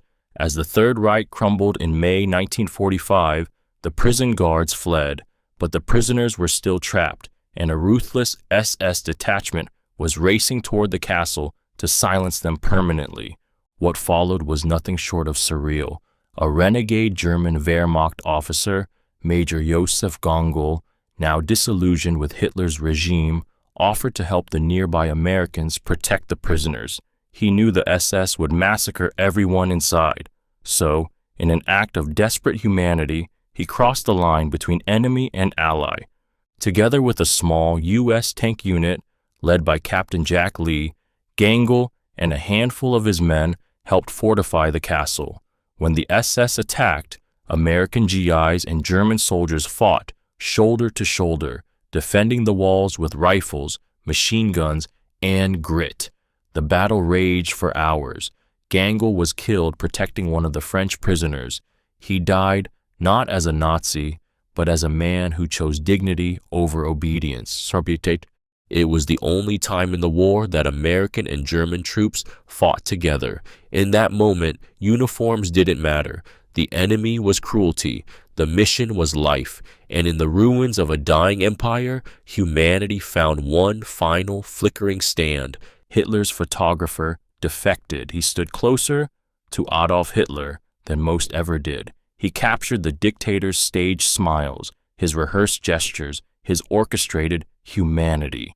Heinrich Hoffmann was Hitler's official photographer, but it was one of his protégés, a young assistant named Heinrich Heinz Wieldaunger, who would later betray the very image machine he helped build. Hoffmann wasn't just a man with a camera, he was a propaganda architect. Every photo he released was carefully curated to craft Hitler's myth: heroic angles, tender moments with children, dramatic lighting. But within this studio of control, secrets lived behind the lens. Hidden expressions, awkward gestures, failed moments, frames the public was never meant to see. And it was Heinz Wieldaunger who eventually fled with those truths. Disillusioned, quietly horrified by what he witnessed behind the facade, Wieldaunger defected, taking with him an archive of unpublished images that shattered the sanitized Nazi illusion. These weren't photos of a godlike leader. They were images of a deeply insecure, awkward man, obsessed with his self-image and terrified of appearing weak. In one, Hitler practiced facial expressions in front of a mirror. In another, he looked nervous, even fragile, surrounded by generals twice his presence. When some of these photos were revealed after the war, they struck like lightning. The dictator who had hypnotized millions was suddenly reduced to a man, to flesh, insecurity, and theatricality. The defection wasn't just a leak, it was the collapse of a mask. Wild Anger didn't carry a gun, he didn't blow up bridges or storm bunkers. He carried negatives, truths, proof. In a war built on lies and spectacle, it was a stolen roll of film that quietly rewrote the image of the monster and reminded the world that even evil hides behind lighting and framing. Dozens escaped Colditz using crazy methods. Colditz Castle was meant to be escape-proof, a fortress for the most cunning and relentless Allied officers captured by the Nazis. But inside those ancient stone walls, defiance didn't die. It thrived. Over the course of the war, dozens of prisoners escaped using methods so bold, so creative, they bordered on madness and genius. This wasn't just digging holes in the dark. These were orchestrated spectacles of illusion, engineering, and raw willpower. Prisoners dressed as German officers crafted civilian clothes from bedsheets and forged documents using ink brewed from crushed plants and boot polish. One man hid inside a mattress carried out on a stretcher. Another disguised himself as a woman in a fake theater troupe. Some faked illness, others slipped into laundry carts or crawled into ceiling voids that hadn't been touched in centuries. They even built a working glider in the attic. Yes, a two-man glider assembled in secret using floorboards, boars, sleeping bags for insulation, and electrical wires pulled from the castle. It was hidden behind a fake wall, set to be launched off the roof using a bathtub as a counterweight. Though the war ended before it could fly, it remains one of the most audacious prison escape plans in history. Each escape attempt was a silent rebellion, a middle finger to oppression. These men risked execution not just for freedom, but for dignity, for control, for hope. In a place built to break spirits, they turned captivity into resistance. And in every tunnel, disguise, and forged pass, they proved that even behind stone and steel, the human spirit knows how to slip through bars. U.S. hired Nazi scientists. Post-war, after the bloodshed ended and the swastikas fell, the United States quietly opened its doors to hundreds of former Nazi scientists, some of whom had built weapons of war and worked in factories run on slave labor. The program was called Operation Paperclip, and it rewrote the meaning of victory. It wasn't about forgiveness. It was about fear. The Cold War was already beginning to smolder, and the Soviets were racing for dominance in science, space, and nuclear technology. America couldn't afford to fall behind. So military intelligence scoured Germany for scientific talent, chemists, physicists, rocket engineers, and brought them to the U.S., sometimes scrubbing their Nazi records, sometimes just ignoring them. Among them was Wernher von Braun, the brilliant but morally entangled rocket engineer behind the V-2 rocket, the same weapon that rained death on London and was built by prisoners who died by the thousands in underground concentration camp factories. He would go on to lead NASA's Saturn V program, the very force that took American astronauts to the moon. The irony is as heavy as gravity. The man who once served Hitler helped plant the U.S. flag on lunar soil. Others worked in weapons labs, chemical facilities, aviation programs. They were praised, promoted, and protected. Even as Holocaust survivors lived with lifelong scars, families who'd lost children to V-2 strikes saw the men responsible granted American citizenship. Operation Paperclip wasn't just a program, it was a trade, justice for power, memory for progress. It asked a terrible question: How much of evil can be ignored if it's useful? And for decades, the answer was buried beneath stars, stripes, and scientific glory. Fanta was invented in Nazi Germany. Fanta, the bright, fizzy orange soda now sold worldwide, wasn't born in a moment of marketing genius or American innovation. It was invented in Nazi Germany in a time of war and scarcity, when Coca-Cola's German branch was cut off from its American parent and forced to improvise with leftovers. By the early 1940s, as World War II intensified, Nazi Germany was isolated by global trade embargoes. U.S. companies, including Coca-Cola, could no longer export syrup to its German operations. Coca-Cola Deutschland, eager to survive and still make money, needed a solution. So its head, Max Keith, got creative. He instructed his chemists to create a new beverage using whatever ingredients were still available in war-torn Germany. The result? Fanta, a carbonated drink made from scraps, apple fiber, leftover from cider presses, whey from cheese production, and whatever sweeteners they could find. The original flavor was nothing like the Fanta we know today. It was cloudy, strange, and born entirely out of desperation. But Germans loved it. It sold millions of bottles during the war, keeping Coca-Cola's German subsidiary alive, even thriving, while the world burned. And the name? Keith reportedly asked his team to use their fantasy imagination to come up with one. Thus, Fanta was born from fantasy in a time of darkness. This seemingly innocent soda carries a hidden lineage, bubbly, sweet, and deeply tied to one of history's darkest regimes. Every orange fizz is a reminder of how war doesn't just shape borders, it seeps into culture, commerce, even the drinks we hold in our hands, long after the sirens have gone silent. Churchill narrowly escaped chocolate bomb. In the velvet-draped halls of British wartime leadership, where crystal decanters sat beside battle maps and cigars burned through late-night strategy, a sweet and silent assassin nearly made its way to Winston Churchill, a bar of luxury chocolate laced with hidden explosives, crafted to detonate with a single innocent snap. It was elegant, devious, and terrifying. Nazi saboteurs, under the direction of Hitler's twisted espionage division, engineered a bomb disguised as a decadent treat.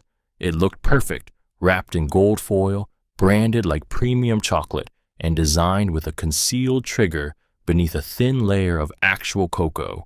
The moment someone broke a square, the bar would explode, tearing apart anyone nearby in a flash of steel and flame. This wasn't an abstract plan, it was real. British intelligence uncovered the plot in time, intercepting diagrams and alerting government officials. A secret memo was circulated, complete with drawings of the chocolate bomb and a stark warning: do not accept unfamiliar luxury goods. The fear was that Churchill, known for his indulgent tastes, would be offered the bar in a cabinet meeting or as a gift in a moment of unguarded hospitality. That's how close it came. Death, wrapped in sweetness, a symbol of comfort and victory, turned into a tool of horror. It wasn't just about killing a leader. It was psychological warfare, a reminder that nowhere was safe, not even the sanctum of pleasure. The enemy had tried to poison joy itself. Churchill survived. The bomb never reached his table, but the shadow of that trap lingered, proof that in this war, even chocolate could become a weapon. Even delight could be death in disguise. Nazis considered a space mirror weapon. In a chilling fusion of ambition and madness, Nazi scientists during World War II conceived a weapon so outlandish it sounds like science fiction, a colossal orbiting mirror that would harness the sun's rays to incinerate cities from space, a real-life death ray, plotted not for fantasy, but for war. The idea emerged from Germany's ambitious and secretive research into advanced weaponry. As the Reich poured resources into rockets and experimental tech, some scientists at the German Army Ordnance Office proposed what they called a Sonnengewehr, sun gun. The plan was to build a mirror nearly a mile wide, stationed on a space platform 5,100 miles above Earth. Its curved surface would concentrate solar energy onto specific targets, essentially turning the sun into a weaponized laser beam. Their vision was monstrous. Cities could be set ablaze in seconds. Military bases could be vaporized without a single plane taking off. It wasn't just destruction, it was domination from the heavens, the ultimate high ground. The Nazis weren't simply content with the Earth. They were reaching for the stars with blood on their hands. Though the project never advanced past blueprints, it wasn't dismissed as fantasy. Werner von Braun, the rocket pioneer who later became a key figure in NASA, was among the minds once linked to early orbital concepts. In Nazi Germany, dreams of space were soaked in conquest. This wasn't just a wild idea, it revealed a terrifying truth. When power and delusion converge, even the sky becomes a battlefield, and the most dangerous weapon is the one born not just from science, but from the belief that no limit, not even the stratosphere, should contain ambition fueled by hate. Nazis killed 50 POWs after Great Escape. They tunneled through dirt, darkness, and fear. 76 Allied airmen crawling to freedom from Stalag Luft III in March 1944. It was the legendary Great Escape, a feat of coordination, courage, and quiet rebellion. But for 50 of those men, that dream ended not in liberty, but in murder. Stalag Luft III was supposed to be escape-proof. The Nazis built it on sandy soil that collapsed easily, placed it far from the border, and raised barracks on stilts to prevent tunneling. But the Allied prisoners, mostly British and Commonwealth airmen, responded with ingenuity that defied logic. They dug 3 massive tunnels, codenamed Tom, Dick, and Harry, with stolen materials, homemade ventilation systems, and forged documents. They worked in near silence for over a year. On the night of March 24, 1944, they slipped through the earth under the wire and into the forest beyond. Only 3 made it to safety. The rest were hunted down in the days that followed. But what came next shocked even the most hardened soldiers. Hitler, enraged by the scale of the escape, personally ordered a brutal message to be sent. Execute 50 of them. No trials, no appeals, just cold, methodical murder. The Gestapo drove the captured men to quiet roads, ordered them out, and shot them one by one. Their ashes were returned in urns with polite, false reports of shot while trying to escape. The world recoiled. These weren't just prisoners. They were sons, brothers, heroes who had already survived the impossible. Their courage had embarrassed the Reich, and they paid for it with their lives. The escape was a triumph. The executions were an atrocity. Together, they carved a scar into history that still bleeds with both pride and rage. Zoot Suit riots broke out in LA. In the summer of 1943, Los Angeles exploded, not from bombs or enemy planes, but from rage, racism, and uniforms.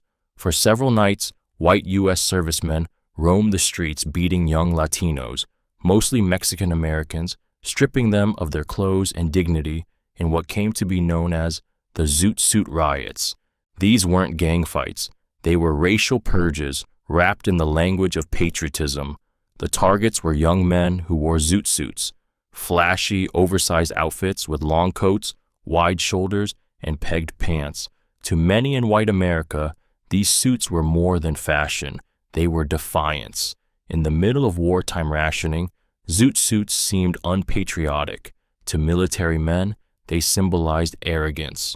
To city officials and media outlets, they were tied, often falsely, to crime and delinquency.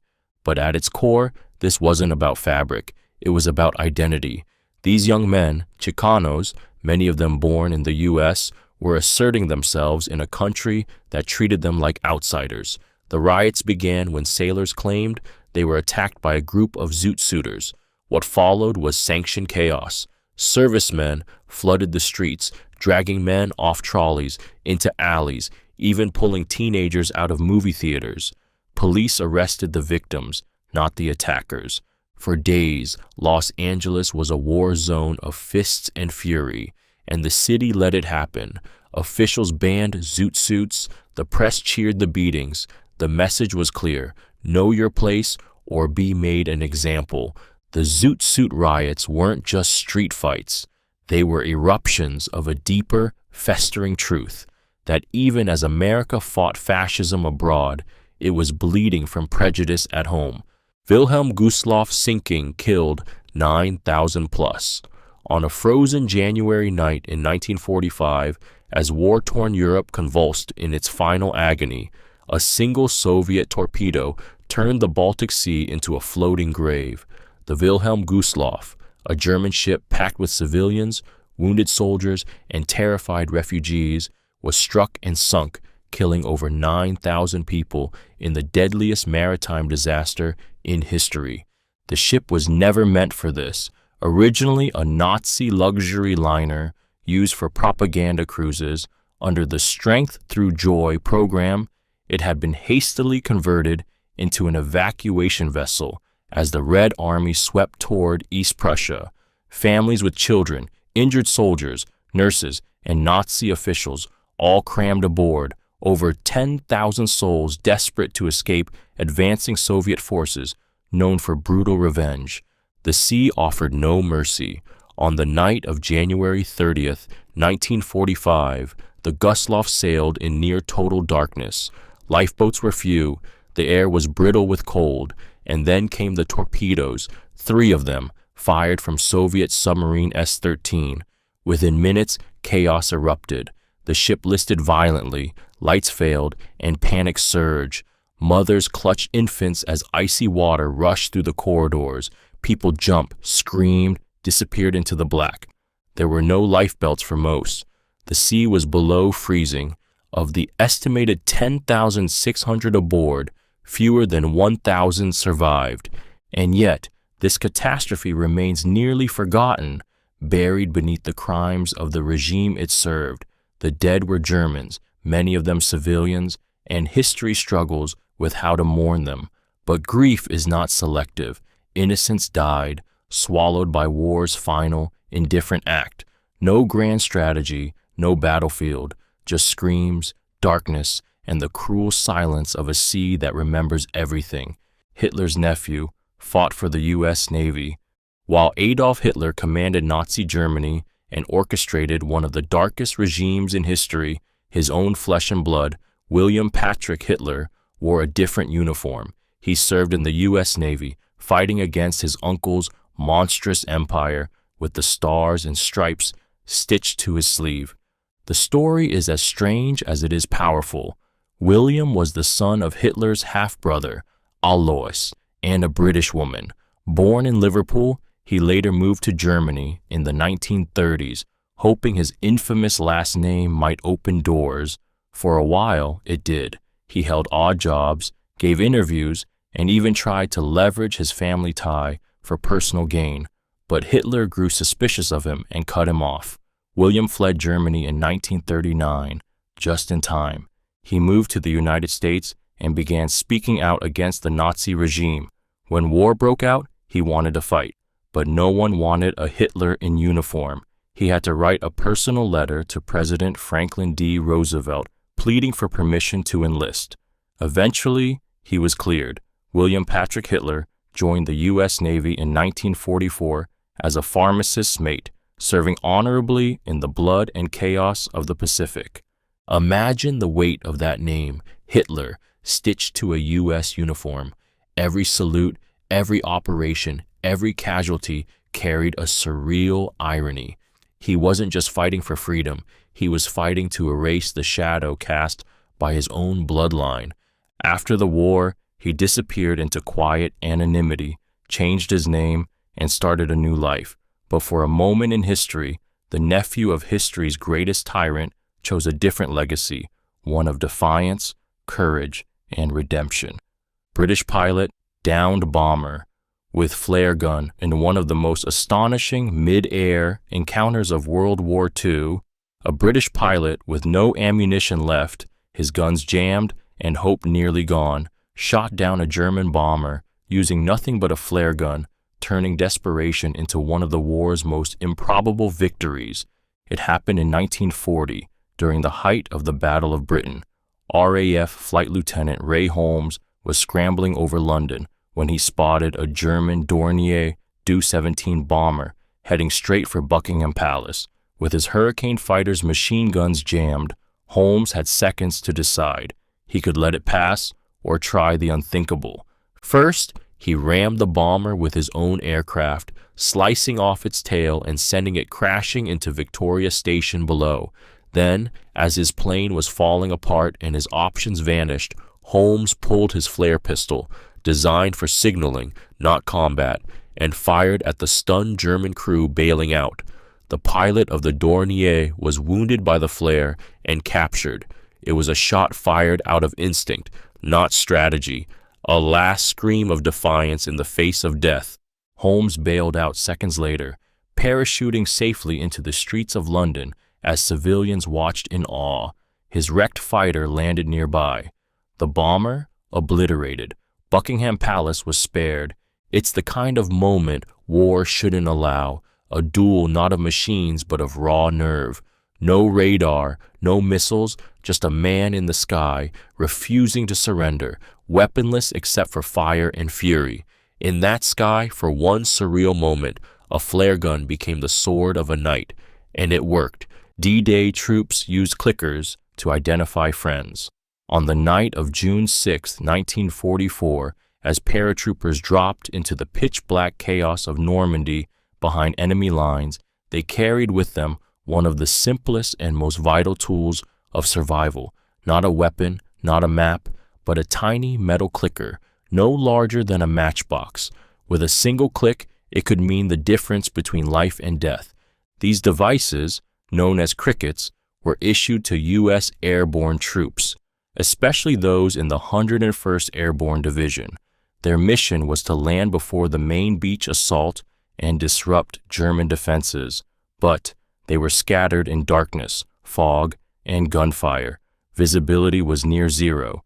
Enemy uniforms often looked similar in the gloom, and in that terrifying, disorienting silence, one wrong assumption could end in a bullet. The cricket was the answer. One click, a challenge. 2 clicks in return, a friend.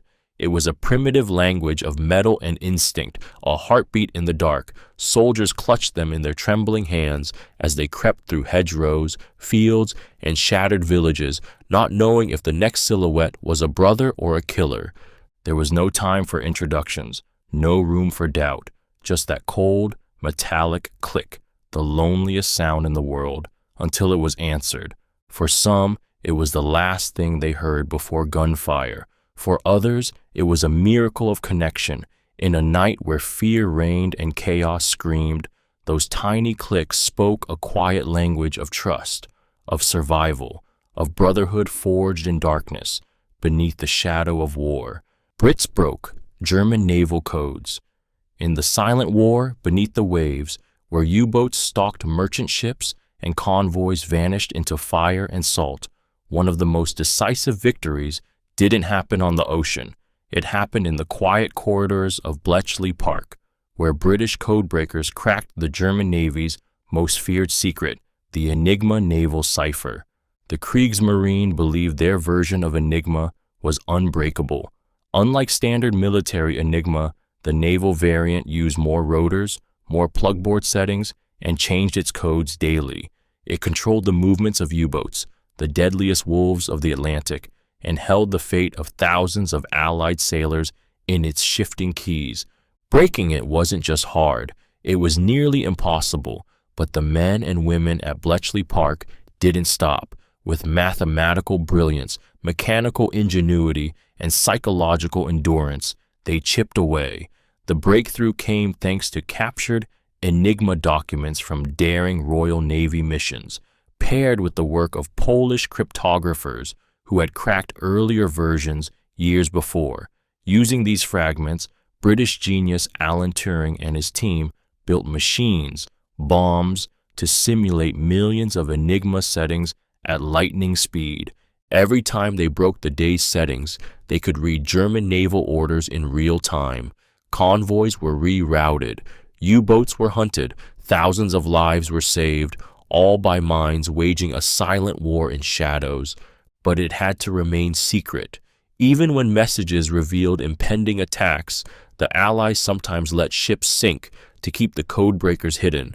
Every decrypted line carried that unbearable weight, lives saved by sacrifice. This wasn't just codebreaking, it was war fought with pencils and patience, and it helped turn the tide without a single shot. Nazis used forced brothels in camps. Inside the already brutal and dehumanizing machinery of the Nazi concentration camp system, another horror unfolded, one that remains lesser known, but no less devastating. The SS established forced brothels within the camps, compelling imprisoned women, many of them political detainees, to provide sexual services to male prisoners as a grotesque form of manipulation, punishment, and control. These brothels were not hidden sins. They were planned, sanctioned, and built with purpose. Starting in 1942, under orders from Heinrich Himmler, the Nazis created over 10 Sonderbauten, or special buildings, in camps like Buchenwald, Dachau, and Mauthausen. Women were selected, often violently, from Ravensbrück, the largest concentration camp for women, and transported to these facilities under the promise of better conditions. What awaited them was institutionalized rape. The goal wasn't simply to reward male inmates. It was a tool to incentivize obedience, increase labor output, and destroy what little dignity remained. The women had no say. They were stripped not just of their freedom, but of bodily autonomy, forced to endure repeated assaults under SS supervision. Some became pregnant. Many contracted diseases. Most were discarded when they grew ill or uncooperative. The male inmates, too, were victims of this system. Not all participated. Some were pressured, some shamed, others broken by guilt. The program was also used to segregate. Aryan prisoners were allowed access. Jewish inmates, of course, were not. It was rape as policy, lust twisted into control. This chapter remains shrouded in silence, partly because the victims rarely spoke after the war. Shame, trauma, and the weight of stigma sealed their stories away, but the silence is deafening. Behind every barbed wire fence, every gas chamber, there are other cruelties, the ones no one wants to remember, but must never be forgotten. Allies considered invading USSR post-Germany. In the spring of 1945, as Nazi Germany crumbled and the world exhaled in relief, a dark and unspoken idea emerged in the highest halls of Allied power. What if the next enemy was already on their side? Behind closed doors, British and American military planners quietly drafted Operation Unthinkable, an invasion of the Soviet Union. It wasn't fiction. It was a classified war plan ordered by Winston Churchill himself. The ink on surrender documents had barely dried when distrust of Stalin ignited into something far more dangerous.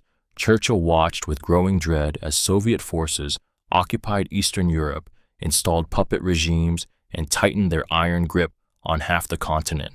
He feared that the Nazi threat had simply been replaced with another monster, one painted in red. The plan was staggering. Using Allied troops, bolstered by German POWs still in uniform, they would strike against the Soviet Union to impose the will of the United States and the British Empire. The Soviets outnumbered the Allies more than 2-1 in Europe. Their men were battle-hardened. Their tanks rolled across shattered cities. Their appetite for territory was insatiable. The plan was shelved. It was, as the name implied, unthinkable, but the mere fact it existed reveals how quickly alliances can rot when victory turns into power. Less than a year after fighting side by side in the bloodiest conflict in human history, the world teetered on the edge of another war, one colder, quieter, but no less terrifying.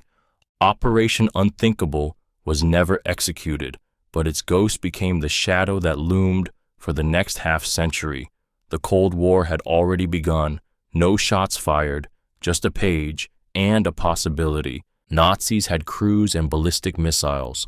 Long before the Cold War, arms race or satellite-guided warfare, Nazi Germany unleashed terror from the sky, using revolutionary weapons, the world's first operational cruise and ballistic missiles. The V-1 and V-2 rockets weren't just advanced. They were apocalyptic whispers of wars yet to come. The V-1, nicknamed the Buzz Bomb or Doodlebug, was a pilotless, jet-powered cruise missile. Once launched, it flew in a straight line until its engine cut out. Then it dropped like a stone. Its eerie buzzing sound haunted Londoners who knew the silence that followed meant imminent death. They couldn't stop it. They could only wait for the impact. Over 9,000 V-1s were fired, leaving cities in flames and millions in terror. But it was the V-2 that truly broke the boundaries of warfare. The world's first ballistic missile, it launched vertically, soared into the edge of space, then slammed down at supersonic speeds, so fast that victims never even heard it coming. It was silent, invisible, and unstoppable. Hitler called it the vengeance weapon. Civilians just called it the end. These rockets weren't just instruments of destruction, they were precursors. The V-2's creator, Wernher von Braun, would later work for NASA, helping build the rockets that carried men to the moon. The same mind that rained death on London would one day launch dreams into space. The horror lies in that duality, technology forged in hatred, later used for hope. The missiles of Nazi Germany were not just weapons of war. They were the opening act of a new era, one where the sky itself became a trigger and science lost its innocence in the fire. Goering's brother saved Jews. While Hermann Goering orchestrated terror as one of Hitler's top commanders, his younger brother Albert Goering walked a starkly different path, risking everything to secretly save Jews, resist Nazi orders, and sabotage the regime his family helped build. It feels impossible. The brother of a man who helped mastermind the Holocaust, who stole art, enslaved workers, and commanded the Luftwaffe, could become a quiet hero. But Albert Goering was different. He despised the Nazis, refused to join the party, called Hitler a gangster, and while his brother basked in power, Albert used his own infamous name like a shield to protect the lives of others. Albert worked as an industrialist in occupied Czechoslovakia, where he constantly forged documents, arranged for the release of political prisoners, and used his access to sign travel passes for Jews and dissidents. He convinced Gestapo officers to back down simply by invoking his last name, and when a factory under his supervision was ordered to produce arms for the Nazi war effort, he intentionally delayed production and allowed many workers to escape. He didn't do it for glory. He did it in silence. After the war, his name condemned him. Albert was arrested, interrogated, and imprisoned, simply for being a Goering. Only testimonies from the very Jews and resistance fighters he saved eventually secured his release. But he died in obscurity, impoverished, his story buried beneath his brother's monstrous legacy. Albert Goering's courage didn't erase the horrors committed by his family, but it burned defiantly against them. In a world torn apart by complicity and fear, he proved that conscience can survive even in the darkest bloodlines, that sometimes resistance comes not with weapons, but with a name and the will to use it for good. Nazis escaped to South America. As the Third Reich collapsed in blood and rubble, the world prepared for justice, but many of its darkest architects simply vanished. With forged papers, secret networks, and silent approval from sympathetic regimes, countless high-ranking Nazis escaped across the Atlantic, building new lives in South America while the world mourned their victims. This wasn't a few isolated runaways. It was a movement known as rat lines. These escape routes were meticulously organized, often with the help of Catholic clergy, fascist sympathizers, and even members of the Red Cross. From ports in Italy and Spain, former SS officers and war criminals boarded ships under false names, their past hidden behind clean suits and blank passports. Argentina, under President Juan Perón, welcomed them with open arms, offering protection, jobs, and anonymity. Brazil, Chile, and Paraguay soon followed. Among the exiles were monsters. Adolf Eichmann, mastermind of the Holocaust logistics, lived quietly in Buenos Aires for over a decade until Mossad agents kidnapped him and brought him to trial in Israel. Josef Mengele, the angel of death from Auschwitz, escaped justice entirely, living in Brazil under assumed names until his death by drowning in 1979. They didn't live in hiding. They lived in sunlight. Many walked freely through cities, attended social clubs, raised families. Some continued to spread Nazi ideology. Others tried to erase their past. The cruelest irony is not that they escaped, it's that they blended in, that some of history's worst killers found safety, peace, and longevity, while the ghosts of their crimes screamed silently from the graves they left behind. Justice never caught them all, and the soil that took them in still holds the stain. Allies faked an entire army. With Patton in the greatest deception operation of World War II, the Allies created an entire fake army, complete with tanks, tents, radio chatter, and one very real general, George S. Patton. But the army didn't exist. It was a mirage crafted to fool the Nazis into defending the wrong shore of France, and it worked. This masterstroke of misdirection was called Operation Fortitude, and it was psychological warfare on a scale the world had never seen. The Allies knew that the Nazis expected an invasion of France. What they didn't know was where, so the Allies decided to let them believe it would happen at Pas de Calais, the closest point between Britain and France, while the real invasion force prepared for Normandy. To sell the lie, they built the first U.S. Army group, FUSAG, a ghost army headquartered in southeastern England. It had inflatable tanks that could be moved like props, fake landing crafts scattered along beaches, trucks made of wood, even phony generals bustling around in rehearsed busyness. But the real bait was General George Patton. Patton was a battlefield legend, aggressive, bold, adored by his troops, and feared by the enemy. The Germans believed he had to lead the invasion, so the Allies made sure Patton was seen giving speeches, inspecting troops, and even arguing loudly near microphones designed to be picked up by enemy spies. All of it was theater, and the Germans bought it.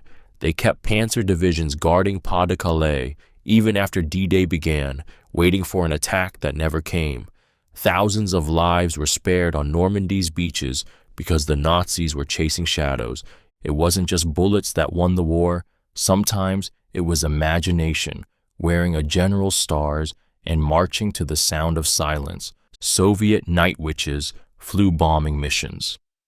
Under the cover of darkness, with nothing but moonlight and the hum of wooden biplanes, an all-female squadron of Soviet pilots rained terror on German troops during World War II. They became known as the Night Witches, not because of what they wore, but because of the whispered fear they left in their wake. These women were not mascots or morale boosters. They were warriors, officially designated the 588th Night Bomber Regiment. They flew flimsy, outdated Polikarpov Po-2 biplanes, planes made of canvas and wood, so slow they were almost invisible to radar.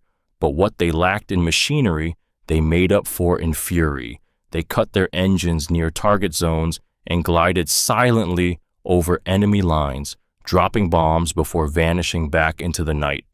German soldiers said the eerie swoosh of air before an explosion sounded like broomsticks in flight, thus the nickname Nachthexen. Each pilot flew dozens of missions a night, facing enemy fire with no parachutes, no radios, no armor. They braved frostbite, flak, and fatigue, often returning with bullet holes through their wings and coats. They flew over 23,000 sorties and dropped more than 3,000 tons of bombs. These were teenage girls, students, farmers, turned legends.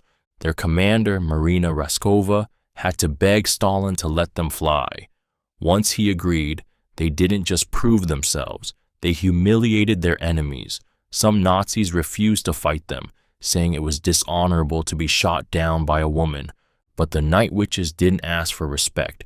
They demanded fear, and night after night, from the shadows of the Soviet sky, they earned it, one whispering, burning descent at a time. Japan hit other Pacific targets on Pearl Harbor Day. On December 7, 1941, while American eyes fixated on the burning wreckage of Pearl Harbor, Japan launched a sweeping, near-simultaneous wave of surprise attacks across the Pacific, striking not just Hawaii, but the Philippines, Guam, Wake Island, Malaya, and Hong Kong in a single day of calculated, coordinated devastation. Pearl Harbor was the headline, the shock, the wound that ignited America's entry into World War II. But it wasn't the only target. It wasn't even the only battlefield that day. Japan's true aim was empire. They wanted to seize the Pacific Rim before the Allies could react, and they struck like lightning across 6 time zones. Just hours after the first bombs fell on Pearl, Japanese forces attacked Clark Air Base in the Philippines, catching American planes still lined up on the tarmac. Thousands of miles away, they invaded British-controlled Malaya under moonlight, engaging in jungle warfare that would push to Singapore. Guam was shelled and overwhelmed. Wake Island was bombed repeatedly. Hong Kong came under siege. It was a geopolitical ambush, perfectly timed with the sunrise. Each attack was not just a military strike, it was a message. The Pacific belonged to Japan now. The coordination was so precise, so overwhelming, that defenders barely had time to radio warnings before communications were cut or bases destroyed. America woke up to Pearl Harbor. The world woke up to an empire on the move. The date that lives in infamy wasn't a single strike. It was a symphony of surprise. And by the time the sun had set on that December day, the Pacific was already on fire. Japanese holdouts fought into the 1970s. Long after World War II ended, after peace treaties were signed, empires dissolved, and the world moved on, some Japanese soldiers never stopped fighting. Hidden in jungles, surviving off the land, they believed the war still raged, and they were willing to die before surrendering. Some held out not for years, but for decades. The last emerged from the shadows in 1974. These men were known as Japanese holdouts, loyal imperial soldiers stationed on remote Pacific islands who never received or refused to believe orders that the war had ended. They saw leaflets as Allied propaganda. They heard radio broadcasts and assumed them to be traps. Honor and duty had been drilled into them so deeply that surrender was worse than death. So they hid and waited. One of the most haunting stories is that of Haru Onoda, an intelligence officer stationed in the Philippines. He lived in the jungle for 29 years, conducting sabotage missions, raiding villages, and engaging in firefights with police, believing the emperor's victory was still just out of reach. Food became his war. Shadows were his allies. Locals feared him like a ghost. Onoda didn't believe the war had ended until 1974, when his former commanding officer, flown in from Japan, had to personally order him to lay down his arms. He emerged in a tattered uniform, rifle still operational, sword still by his side, eyes unbroken. He wasn't alone. Dozens of others were found, some as late as the 1980s. They weren't forgotten. They were frozen in time, symbols of a nation's indoctrination, its tragedy, and its impossible loyalty. The war had ended, but for them, the silence was just another battlefield. Italy switched sides in 1943, in September 1943, in a stunning twist of betrayal and desperation. Italy, one of Nazi Germany's closest allies, abandoned the Axis and switched sides, turning its guns on former comrades and plunging the nation into civil war as World War II tore through its heart. For years, Italy had fought at Germany's side. Mussolini's fascist regime aligned with Hitler's, marching in lockstep through invasions, declarations, and dreams of empire. But by 1943, Italy was crumbling. Allied forces were hammering Sicily. Cities were bombed. Food was scarce. The people were starving. The military was breaking. Mussolini's own government had him arrested. And in the chaos that followed, Italy did the unthinkable. It signed a secret armistice with the Allies.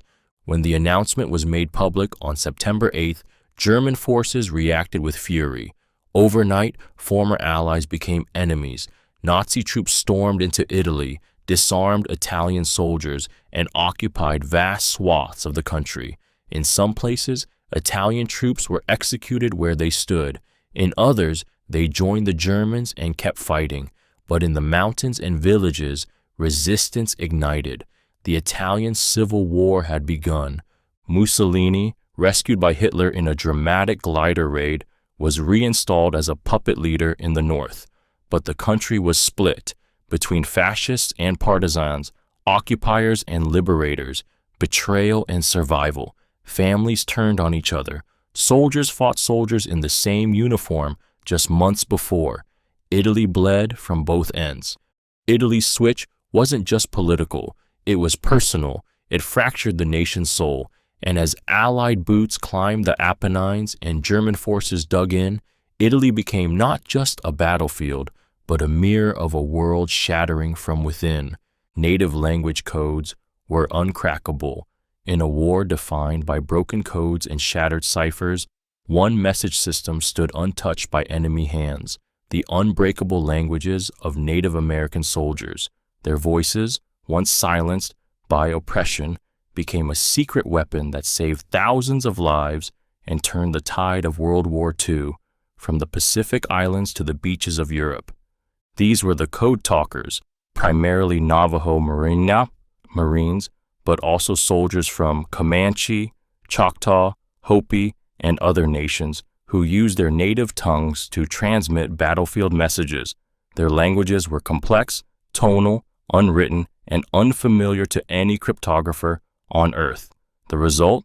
A real-time code that couldn't be deciphered, no matter how desperately the Axis tried. The Navajo code talkers alone developed a full military dictionary, using word substitutions like turtle for tank and chicken hawk for dive bomber. Unlike machine-encrypted messages that took precious minutes or even hours to decode, these messages were instant. A code talker could send and receive mission-critical information faster than any machine and without error. Japanese intelligence, skilled at code breaking, never cracked it, not once. They intercepted message after message, hearing the war pass over their radios in a language so alien it may as well have come from another world. They called it the mystery code. It was, in truth, the living breath of cultures the U.S. had once tried to erase.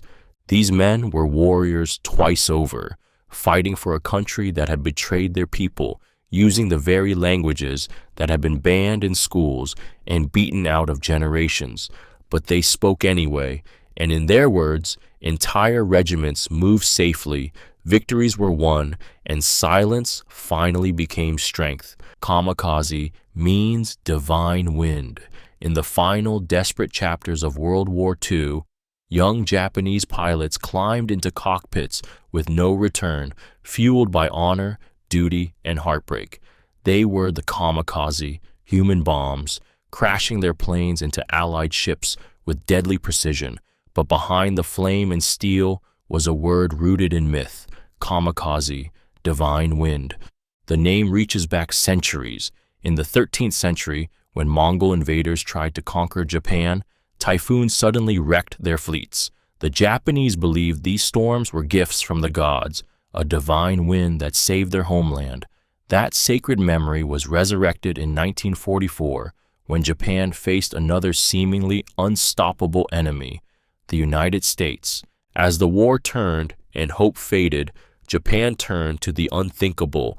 Thousands of young men were trained to fly planes, not as weapons of war, but as vessels of sacrifice. They wrote farewell letters, prayed at shrines, tied white headbands across their brows, and took off knowing they would never land again. Their target? Allied warships. Their purpose? To protect the homeland at all costs. To their commanders, it was spiritual. To the pilots, it was often sorrow cloaked in patriotism. Some volunteered out of belief, others out of pressure, shame, or lack of choice. But each kamikaze mission burned with a singular, tragic force, a boy becoming a storm. The word kamikaze carries more than its battlefield meaning. It echoes a nation's past, its faith, its pain. It speaks of a culture torn between tradition and survival. And every time one of those planes hit the water in flames, it was not just the end of a life, it was the collision of myth and modern war. Truman learned of nukes only as president. When Vice President Harry S. Truman became President of the United States after Franklin D. Roosevelt's sudden death in April 1945, he inherited not just a nation at war, but a secret so massive, so world-altering, it had been deliberately kept from him. Until that moment, Truman had no idea the United States was building an atomic bomb. It sounds impossible, but it's true. As vice president, Truman had been largely excluded from Roosevelt's inner circle. He had been given almost no access to military intelligence, no updates on top-secret projects, and no mention of the Manhattan Project, the most expensive and consequential scientific endeavor in human history. For the first 82 days of his vice presidency, he remained in the dark. That changed on April 12, 1945, just hours after FDR's death. Truman was sworn in, dazed, grieving, barely settled into the role of commander-in-chief when Secretary of War Henry Stimson pulled him aside and said words that shattered the known world. Mr. President, the United States is building an unbelievably powerful new weapon. The Manhattan Project wasn't just real, it was nearly complete. Truman was stunned. Suddenly, he bore the weight of deciding whether humanity would use nuclear fire in war for the first time. He'd gone from being a ceremonial figurehead to holding the power to end entire cities in the palm of his hand. Hiroshima, Nagasaki, the Cold War, the arms race, all of it flowed from that moment of revelation. It wasn't just a change in office. It was a man being handed the fuse to a new era, without warning, without preparation, and without time to look back. Japan planned plague bombs for the U.S. In the final, darkening phase of World War II, Imperial Japan devised a plan so monstrous it defied imagination: to unleash biological weapons on American soil, plague-infected bombs carried across the Pacific by balloon or submarine to trigger mass death and chaos among civilians thousands of miles from the battlefield. This was not just theoretical, it was Unit 731, Japan's secret biowarfare program that developed and tested these weapons on living human subjects. In the freezing fields of Manchuria, thousands of Chinese prisoners were infected with anthrax, cholera, and bubonic plague, then dissected alive to study the effects. The goal was pure horror, weaponized disease. By 1944, Japan was desperate. They had already launched thousands of fire balloons toward the U.S., some reaching as far as Oregon, but Project Operation Cherry Blossoms at night took it further. The plan? Send a submarine carrying plague-infected rats and fleas to the West Coast, possibly San Diego, release them quietly, and wait for the infection to spread. It was to be timed with a kamikaze wave, ensuring the maximum emotional and physical impact. The launch date was set, September 22, 1945. But it never happened. The atomic bombings of Hiroshima and Nagasaki and Japan's sudden surrender stopped the mission days before deployment. The world never saw it unfold, but it came horrifyingly close. These weren't just war crimes, they were apocalyptic fantasies, attempts to turn nature itself into a weapon, and had they succeeded, Death would have arrived not with a bang, but with a fever, a cough, and a silence spreading faster than the war ever did. Allies dropped warnings before bombings, before unleashing fire from the sky. Allied forces, particularly the United States, sometimes scattered leaflets across enemy cities, warning civilians of impending air raids. It was a strange, almost contradictory gesture, a moment of mercy before devastation, a paper whisper of death fluttering down like snow. These leaflets, dropped in the hours or days before a bombing, urged residents to evacuate, to flee, to save themselves. They listed targets, factories, railroads, military depots, declaring that destruction was coming not for the people, but for the war machine embedded in their cities. Some even detailed the precise time and purpose of the strike. The intention, at least outwardly, was humanitarian, to spare innocent lives, to limit civilian deaths. But for many, it was a psychological torment. Imagine standing in a quiet neighborhood, reading a slip of paper that tells you your home may be reduced to ash by morning. Mothers clutching children, elderly men folding up their lives into suitcases, whole families fleeing into countryside darkness with no certainty of return, and sometimes, cruelly, no place to go. In Japan, millions of leaflets were dropped before the firebombing of Tokyo, before Hiroshima, even before Nagasaki. In Germany, cities like Dresden and Hamburg received these warnings, though sometimes so late they felt more like formalities than mercy.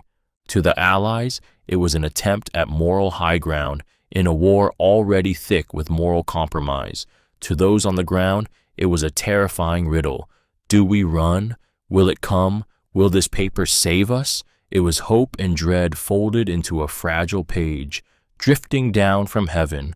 Just before the sky burned, Tokyo firebombing killed more than Hiroshima. On the night of March 9 to 10, 1945, Tokyo became a furnace. In a single relentless bombing raid, American B-29 bombers dropped over 1,600 tons of incendiaries on Japan's capital, igniting a firestorm so intense it incinerated over 100,000 people in just hours, more than were killed instantly at Hiroshima, more than Nagasaki. It remains the deadliest air raid in human history. It began with a whisper in the sky, then a roar. The bombs weren't designed to destroy buildings. They were designed to ignite them. Napalm and magnesium fell like rain, setting off chain reactions in a city built mostly of wood and paper. Fires leapt across neighborhoods in seconds. Walls melted. Streets became rivers of flame. There was no escape. Mothers clutched children as smoke consumed oxygen. Entire families suffocated in underground shelters as flames above them sucked the air from their lungs. People jumped into canals for refuge, only to be boiled alive. Survivors described the screams as endless, the heat as apocalyptic. Bodies charred beyond recognition filled the streets, tens of thousands of them left where they fell. And yet, few talk about Tokyo the way they do Hiroshima. There was no mushroom cloud, no instant flash, just fire, man-made and merciless. The raid was called Operation Meeting House, but there was no meeting, only death. What makes it even more haunting is the cold calculation behind it. The mission was not rushed, not desperate.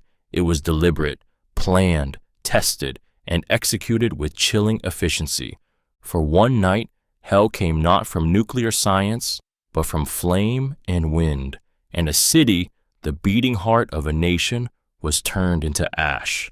USSR lost over 27 million people. The Soviet Union didn't just fight in World War II, it bled. More than 27 million of its people died. Soldiers, civilians, children, mothers, entire villages swallowed by fire and famine. It is a number so vast it feels almost unreal, until you realize it's not just a statistic. It's a scar etched into the soul of a nation. This staggering loss was the price paid to stop Hitler's Eastern invasion, from the frozen slaughterhouse of Stalingrad to the smoldering ruins of Leningrad, where people ate wallpaper paste and sawdust bread just to survive. Every inch of Soviet land was defended with desperation. Cities were turned into graveyards. Fields became oceans of bone. There were days when the Red Army had no guns for new recruits, only instructions to pick one up from a fallen comrade. But it wasn't just soldiers. Civilians bore the brunt. Entire families were wiped out. Villages were burned to the ground as part of Nazi scorched earth tactics. Children were buried in snow. Women were massacred or raped. Millions died in sieges, in forced evacuations, in Nazi death squads, in Stalin's own purges that continued in the shadows of war. 1 out of every 7 Soviets perished. Entire generations vanished.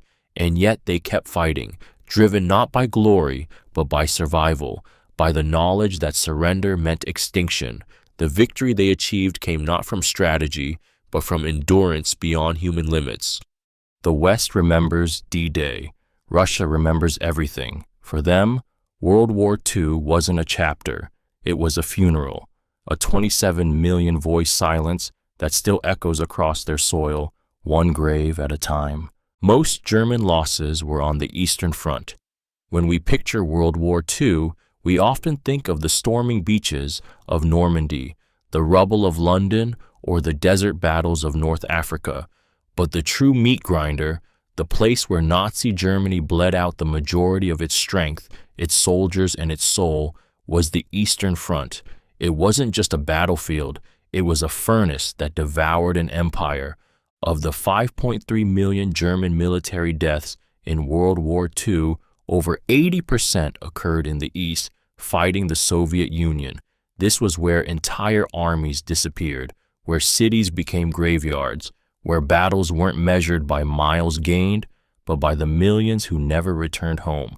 It began with Operation Barbarossa, Hitler's massive invasion of the USSR in 1941, an ideological war of annihilation. He believed it would take weeks. It took 4 years and cost Germany everything, from the frozen wreckage at Stalingrad, where nearly 300,000 German troops were surrounded and starved, to the muddy hell of Kursk, the largest tank battle in history. The Eastern Front became a war within a war, fueled by hatred, revenge, and apocalyptic violence. Soviet resistance was beyond brutal. They scorched their own earth, flooded their own fields, sent waves of men, many unarmed, into fire, and yet they turned the tide. The Red Army pushed the Nazis back, inch by bloody inch, all the way to Berlin. By the time Hitler took his last breath in a bunker, Germany had lost not just a war, but a generation, its bones buried deep in Russian soil. The Eastern Front wasn't just where the Nazis were defeated, it's where they were unmade, not with shock and awe, but with hunger, snow, fire, and relentless, merciless attrition. Civilians died more than soldiers. In World War II, the most catastrophic conflict in human history, death did not wear a uniform. The majority of those who perished weren't soldiers on battlefields, but civilians in their homes, their cities, their places of worship and learning. Over 50 million civilians died, burned, starved, bombed, executed, and erased. This war blurred every line between combatant and bystander. A mother in Dresden, a child in Nanjing, a farmer in Ukraine, they were not part of armies, yet war came for them just the same. The bombing of cities like Tokyo, Coventry, and Hamburg turned entire neighborhoods into firestorms. Families were incinerated in seconds. Refugees froze in trains bound for nowhere. Entire ethnic populations, Jews, Roma, disabled people, were systematically hunted and destroyed in genocides built on ideology and efficiency. In the Soviet Union alone, millions of civilians were executed, starved in siege cities like Leningrad, or gunned down in mass graves. In China, the invasion by Japan unleashed horrors like the rape of Nanjing, where hundreds of thousands were slaughtered, many by hand. In Poland, entire villages were erased in retaliation killings. In Southeast Asia, Famine and forced labor under Japanese rule claimed millions more. For every soldier who fell, there were parents who buried their children, or children who had no one left to bury. These people didn't carry rifles. They carried the weight of a war they never chose. They died in doorways, in churches, in the crumbling quiet of their own streets. World War II was not just a war of armies. It was a war of annihilation, and its deadliest wounds were carved into the faces of the innocent. 40,000 plus civilians died in the Blitz. Between 1940 and 1941, the skies over Britain turned black with smoke, fire, and falling steel as Nazi Germany launched a relentless bombing campaign known as the Blitz. For 8 long months, civilians became frontline targets, and by the time the air raid sirens finally fell silent, more than 40,000 men, women, and children were dead, killed not in trenches, but in their homes, their hospitals, their shelters. The attacks began with military targets, but quickly shifted to terror. Cities were blanketed in darkness. Bombers flew in waves. London was hit for 57 consecutive nights. Entire neighborhoods were reduced to rubble. Families buried beneath their own walls. Firestorms tore through streets as if the city itself was burning from the inside out. Children slept in subway tunnels. Mothers clutched babies in makeshift shelters, praying the walls held. Some didn't make it. Hospitals collapsed. Schools were hit. People died while eating dinner, reading books, dreaming in sleep. There was no front line. The war had come to their doorsteps. The emotional toll was indescribable. Thousands were wounded or permanently maimed. Those who survived walked among shattered glass and open graves, trying to go on with life surrounded by death. The air raid siren became a lullaby of dread, and still they endured. Churchill called it Britain's finest hour, but for many, it was their last. These weren't soldiers, they were civilians, and their blood wrote a chapter of the war often overshadowed by battles and generals. The Blitz wasn't just an attack on a nation, it was an assault on hope, on innocence, on the belief that home could ever be safe again. Mothers in Nazi Germany got medals. In Nazi Germany, motherhood wasn't just honored, it was weaponized. The regime awarded medals to women for bearing children, turning the sacred act of giving life into a state-sanctioned tool of war and ideology. It was called the Mutterkreuz, the Mother's Cross, and it wasn't about love, it was about loyalty. Introduced by Hitler himself in 1938, the award came in 3 levels: bronze for 4 children, silver for 6, gold for 8 or more. The medals were presented on Mother's Day in public ceremonies, accompanied by flowers, music, and official praise. But behind the celebration was something much darker. These women were being recruited into a silent, biological army. Their wombs were part of the war effort. Nazi ideology obsessed over racial purity. Aryan women were told their duty was to produce as many racially pure children as possible, to counteract declining birth rates, outbreed the so-called inferior races, and raise the next generation of soldiers and mothers of soldiers. Propaganda praised them. Schools indoctrinated them. Their bodies were not their own. They belonged to the Reich. And while these mothers were being glorified, others were being exterminated. Jewish, Roma, Slavic, and disabled women were sterilized, deported, or murdered. Nazi eugenics policy ran parallel to its motherhood policy, one hand giving medals, the other digging mass graves. Some recipients felt proud, others felt used, but all of them were caught in a twisted vision where motherhood was no longer a personal joy. It was a weapon, a symbol, a duty to a regime that would eventually drag their sons into uniform and often to their deaths. In Hitler's Germany, even love was turned into war. Camp prisoners played music during killings. In the darkest depths of the Holocaust, where smoke filled the sky and silence should have been sacred, music, sweet, trembling, human music, echoed through the gates of death. At Auschwitz and other Nazi extermination camps, prisoners were forced to form orchestras and perform as their fellow inmates marched to gas chambers. Violins wept while children died. Cellos moaned as mothers vanished into smoke. These were not performances, they were cruel theater.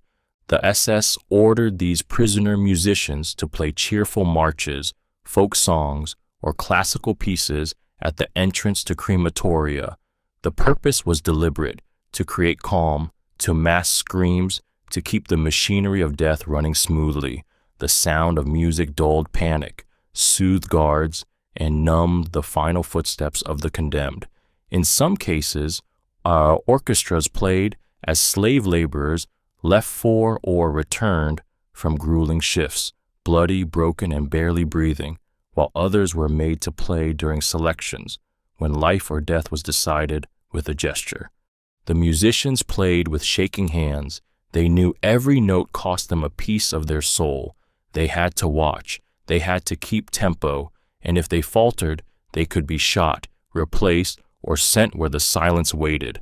Imagine a violinist, barely alive, scraping out Blue Danube while her friends walk past her. One last glance, one last smile. She cannot stop playing, because the song, the rhythm, the ritual of horror must not break.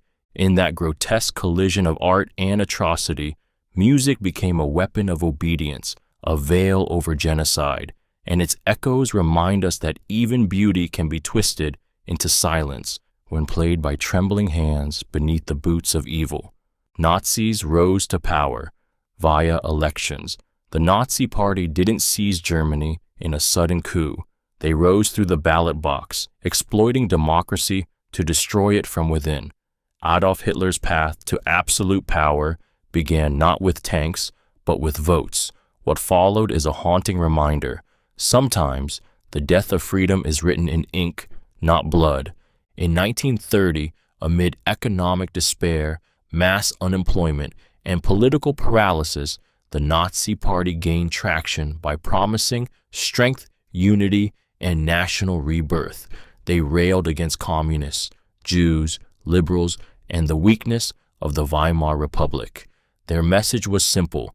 Germany had been humiliated, and only Hitler could restore its honor. By July 1932, the Nazis were the largest party in the Reichstag. Hitler still wasn't chancellor, but he was close. Behind the scenes, elites who underestimated him thought they could control him. Businessmen, conservatives, and military leaders, desperate for order, believed Hitler could be their puppet. On January 30th, 1933, President Paul von Hindenburg appointed him chancellor, not through violence, but through legal appointment. The Nazis didn't storm the gates. They were invited in. From there, the descent was swift. Weeks later, the Reichstag fire gave Hitler the excuse to suspend civil liberties. Then came the Enabling Act, passed by vote, giving him dictatorial powers. Elections continued, but now under fear, censorship, and armed intimidation. This is the brutal paradox. The Nazi regime was born inside a democracy. Germans voted for promises. They got tyranny. It didn't happen all at once. It happened step by step, law by law, speech by speech. Democracy didn't break. It was broken by those who used its rules to destroy its soul. Captain America comics were Wit2 propaganda. Long before he leapt onto movie screens with his shield raised high, Captain America burst into American hearts as a weapon of wartime morale, a living, punching symbol of Allied strength, justice, and fury. His first act? Punching Adolf Hitler in the face. On the cover, in 1941, before the U.S. had even entered the war, Captain America wasn't just a superhero. He was propaganda wrapped in tights, built by creators Joe Simon and Jack Kirby, both Jewish, who saw the rising Nazi threat and chose to fight it the way they knew best, with ink, color, and fists. Issue No. 1, published in March 1941, showed Steve Rogers socking Hitler square in the jaw. It wasn't subtle, it was righteous rage, and it sold nearly 1 million copies. The U.S. was still divided about entering the war. Isolationism ran deep, but Captain America marched straight into battlefields readers hadn't seen, standing for courage, defiance, and moral clarity in a world sliding into chaos. As war broke out, he was joined by sidekick Bucky, fought saboteurs, Nazis, and Axis villains in every issue. Each page was a mission, not just to entertain, but to galvanize. Even after Pearl Harbor, as troops went overseas and rations began, Cap stayed behind in print, boosting spirits, demonizing enemies, urging readers to buy war bonds, recycle rubber, and believe in the cause. He wasn't invincible. He wasn't subtle. He was a blunt instrument of hope. Captain America wasn't created just to fight villains. He was born to fight fear, to punch through silence. And in every swing of that striped shield, America saw not just a hero, but who it wanted to be when the world was on fire. U.S. interned 120,000 Japanese Americans in the wake of the Pearl Harbor attack. As fear and fury gripped the nation, the United States committed one of its darkest betrayals, not against an enemy, but against its own citizens. Over 120,000 Japanese Americans, most of them born and raised on U.S. soil, were forcibly removed from their homes and imprisoned in internment camps. Their crime, their ancestry. Executive Order 9066, signed by President Franklin D. Roosevelt in 1942, turned suspicion into policy. Entire families were given days, sometimes hours, to pack only what they could carry. Businesses were lost, farms were abandoned, homes, cars, and memories were left behind. They were sent to remote, desolate camps surrounded by barbed wire and armed guards, not for anything they had done, but for who they were. There were no trials, no evidence of disloyalty. 2/3 of the incarcerated were American citizens. Children recited the Pledge of Allegiance inside barracks. Veterans who had worn the U.S. uniform returned home to find their families behind fences. It wasn't national security. It was racism, wrapped in the language of war. The camps stretched across the country, from the deserts of Arizona to the mountains of Wyoming. Dust storms swept through the thin-walled shacks. Privacy vanished. Dignity was stripped. And for 4 long years, thousands waited for a justice that never truly came. After the war, survivors were released quietly. No apology, no restitution, just silence. It would take over 4 decades for the U.S. government to formally admit wrongdoing, but the scars remain, a warning carved into history that fear can blind a nation and liberty is never guaranteed unless we protect it for everyone, especially in times of crisis. Hitler wanted to be a painter. Before Adolf Hitler became the face of tyranny and genocide, he believed he was destined for beauty. Not power, not war, but art. As a young man in Vienna, he dreamed not of ruling Germany, but of painting its cathedrals, its landscapes, its streets in watercolors. The dictator the world would come to fear once held a brush, not a gun. He applied twice to the Academy of Fine Arts Vienna in 1907 and 1908 and was rejected both times. The critiques were devastating. His technical skills were average, and his drawings lacked human figures, lifeless, emotionless renderings. His dreams shattered. His mother died, and he spiraled into bitterness and poverty, sleeping in flop houses, selling mediocre postcards on street corners. Hitler never forgave the world for turning him away. The rejection burned, it festered, and that wound, humiliating and deeply personal, may have shifted the course of history. Instead of pursuing canvas and color, he turned to ideology, rage, and power. The man who wanted to depict Vienna's skyline would later flatten cities across Europe. The failed artist who couldn't paint people would go on to exterminate them by the millions. It's chilling to imagine how different history might have been had a few strokes of charcoal been better, or a jury more forgiving. But he was not accepted, and in that rejection, something dark and vengeful took root. The tragedy isn't that Hitler wanted to be an artist, it's that when beauty turned him away, he chose destruction instead, and the world became his canvas, painted in ash, burned in blood, framed in fire. Swastika was an ancient Indian symbol. Long before it was twisted into a symbol of hatred, genocide, and fear, the swastika was sacred. For over 3,000 years, across continents and civilizations, it stood for peace, good fortune, and cosmic balance. Its name comes from the Sanskrit svastika, meaning conducive to well-being. What the Nazis stole was not just a shape, but a truth older than history itself. In Hinduism, Buddhism, and Jainism, the swastika has been a symbol of the divine. It represents the eternal wheel, the turning of time, the harmony of opposites. In temples across India, it adorns walls, idols, prayer offerings, and even newborn cradles. It marks beginnings, weddings, festivals, the thresholds of homes, inviting prosperity and warding off evil. Its arms turn clockwise in most Eastern traditions, pointing forward toward light. It wasn't confined to India. Ancient versions of the swastika appear in Greek pottery, Native American art, and Norse ruins. It was universal, a symbol understood by the spirit long before it was defined by words. But in the 20th century, Adolf Hitler and the Nazi Party hijacked it, twisted the arms, rebranded it, reversed its meaning. They took a symbol of creation and turned it into one of annihilation. They buried thousands of years of peace beneath 6 years of blood, and in doing so, they made the world forget. Even today, the swastika is banned or shunned in the West.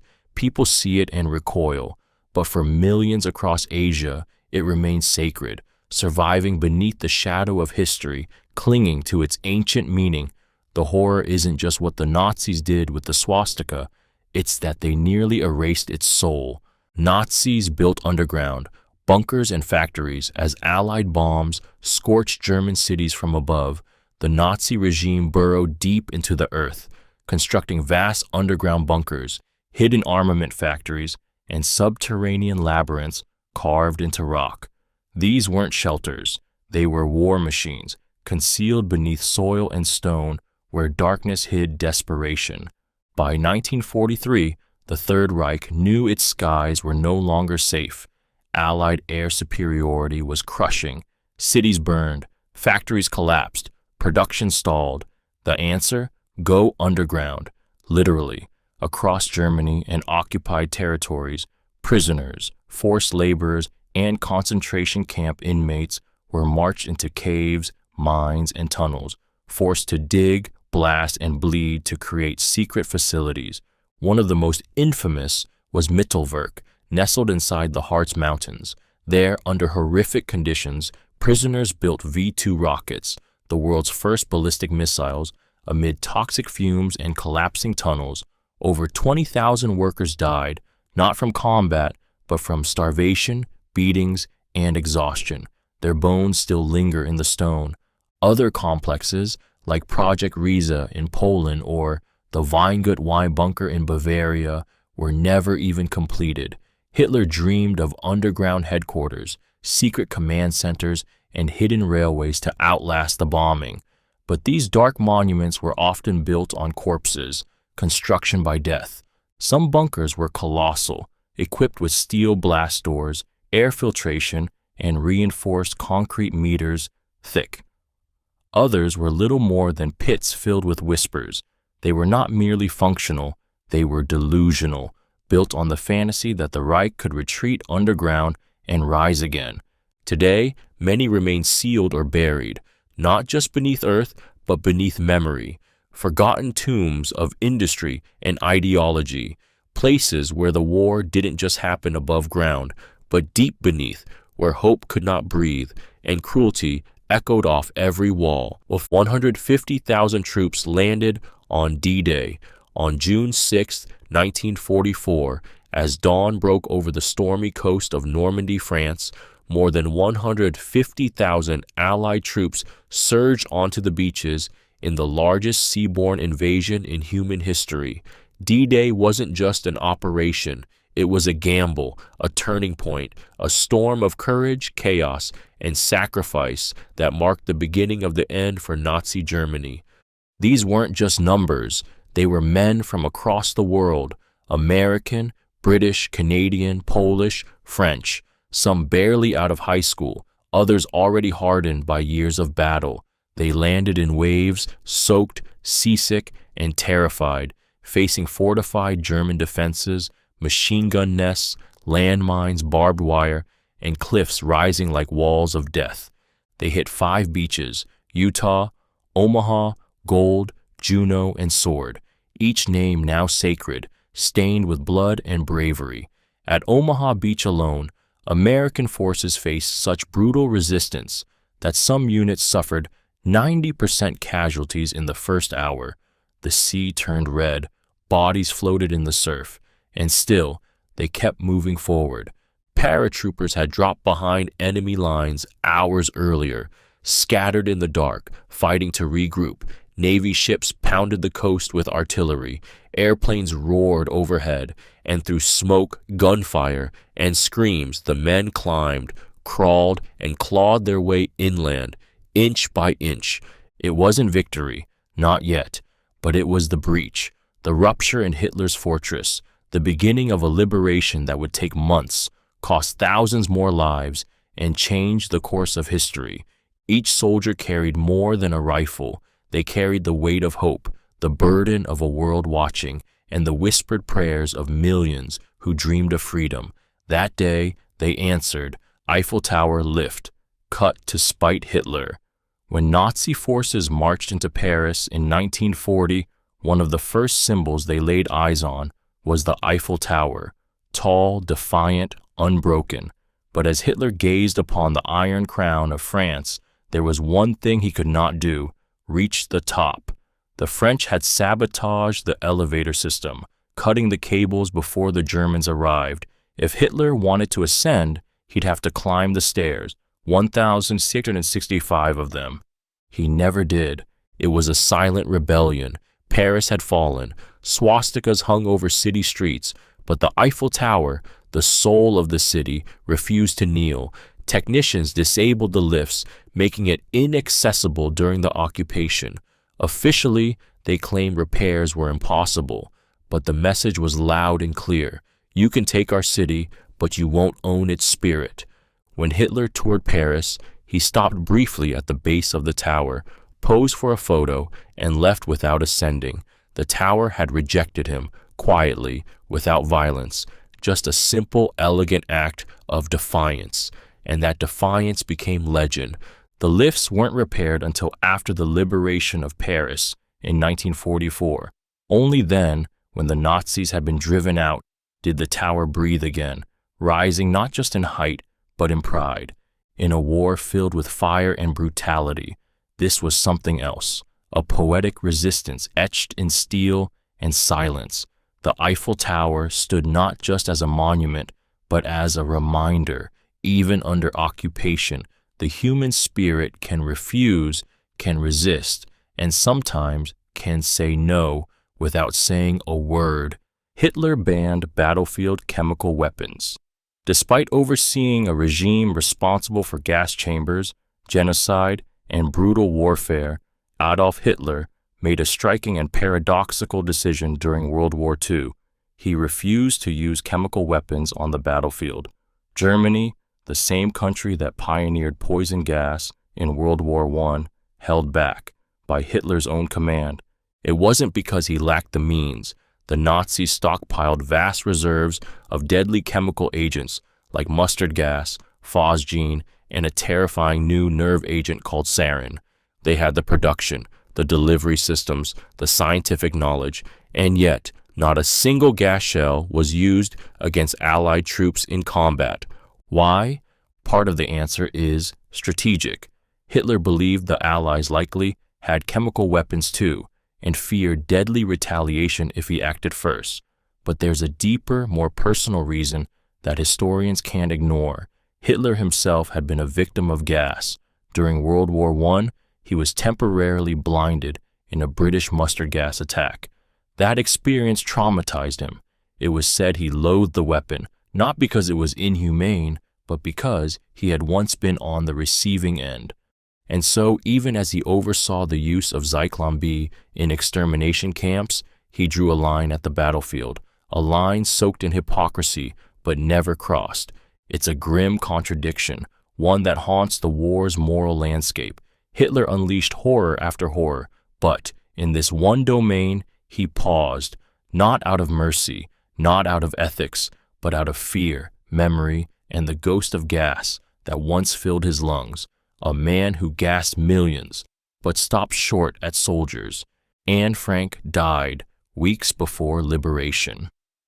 Anne Frank, the girl whose diary gave the world a window into hope, innocence, and fear, died in the Bergen-Belsen concentration camp just weeks before it was liberated. After 2 years of hiding, 2 years of whispering, dreaming, writing, she perished not in the depths of war, but on its bitter edge, when freedom was already rising over the horizon. She was 15. After the secret annex was raided in August 1944, Anne, her sister Margot, and their mother were torn from their hiding place and sent to Auschwitz. From there, Anne and Margot were transported to Bergen-Belsen, a camp ravaged by typhus, starvation, and cruelty. The two sisters, once full of laughter and words, became emaciated shadows. They clung to each other in the filth, surrounded by death. In early 1945, typhus swept through the camp like a ghost. Margot died first, falling from her bunk in exhaustion, never getting up. Anne followed shortly after, weak, feverish, and alone. She didn't know that her father, Otto, had survived. She didn't know her words would echo across generations. She never saw the dawn. British troops liberated Bergen-Belsen in April 1945. They arrived to silence corpses and mass graves. Had the war ended even a month earlier, Anne might have lived, might have grown up, might have published her diary herself.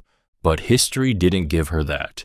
It gave her a stolen childhood, a silenced voice, and, tragically, a legacy born from loss. Her words survived. She did not, and that contrast cuts deeper than any weapon ever could. Churchill lost office after winning war. Winston Churchill led Britain through its darkest hours, rallying a nation with thunderous speeches, unshakable resolve, and a cigar clenched defiantly between his teeth. He was the face of defiance, the voice of victory. But in July 1945, just weeks after Nazi Germany surrendered, the man who saved Britain was voted out of power. The war hero was shown the door by the very people he'd led to survival. It was a stunning reversal. Just 2 months after VE Day, as Churchill stood beside Allied leaders at the Potsdam Conference, the results of Britain's general election were announced, a landslide defeat. His Conservative Party lost to Labour, and Churchill, war leader icon, symbol of national endurance, was no longer prime minister. Why? Because victory did not erase pain. Britain had been battered by 6 years of war, cities bombed to rubble, families shattered, rations still strict, futures uncertain. The people didn't just want to survive anymore. They wanted change. Labour, led by Clement Attlee, promised sweeping reforms, national health care, full employment, housing for all. They spoke not of empire and legacy, but of rebuilding, of fairness, of home. Churchill had won the war, but his vision for peace felt frozen in war. He was shocked, humiliated. Even King George VI asked him not to resign immediately, but Churchill stepped down with grace, though privately, the wound cut deep. The man who had defied Hitler now sat in the shadows of peacetime democracy. It was democracy in its rawest form, grateful but unsentimental. A nation said thank you and then turned the page. History would remember him as a giant, but for one sharp moment, the ballot box reminded him, even giants can fall. World War II popularized radar.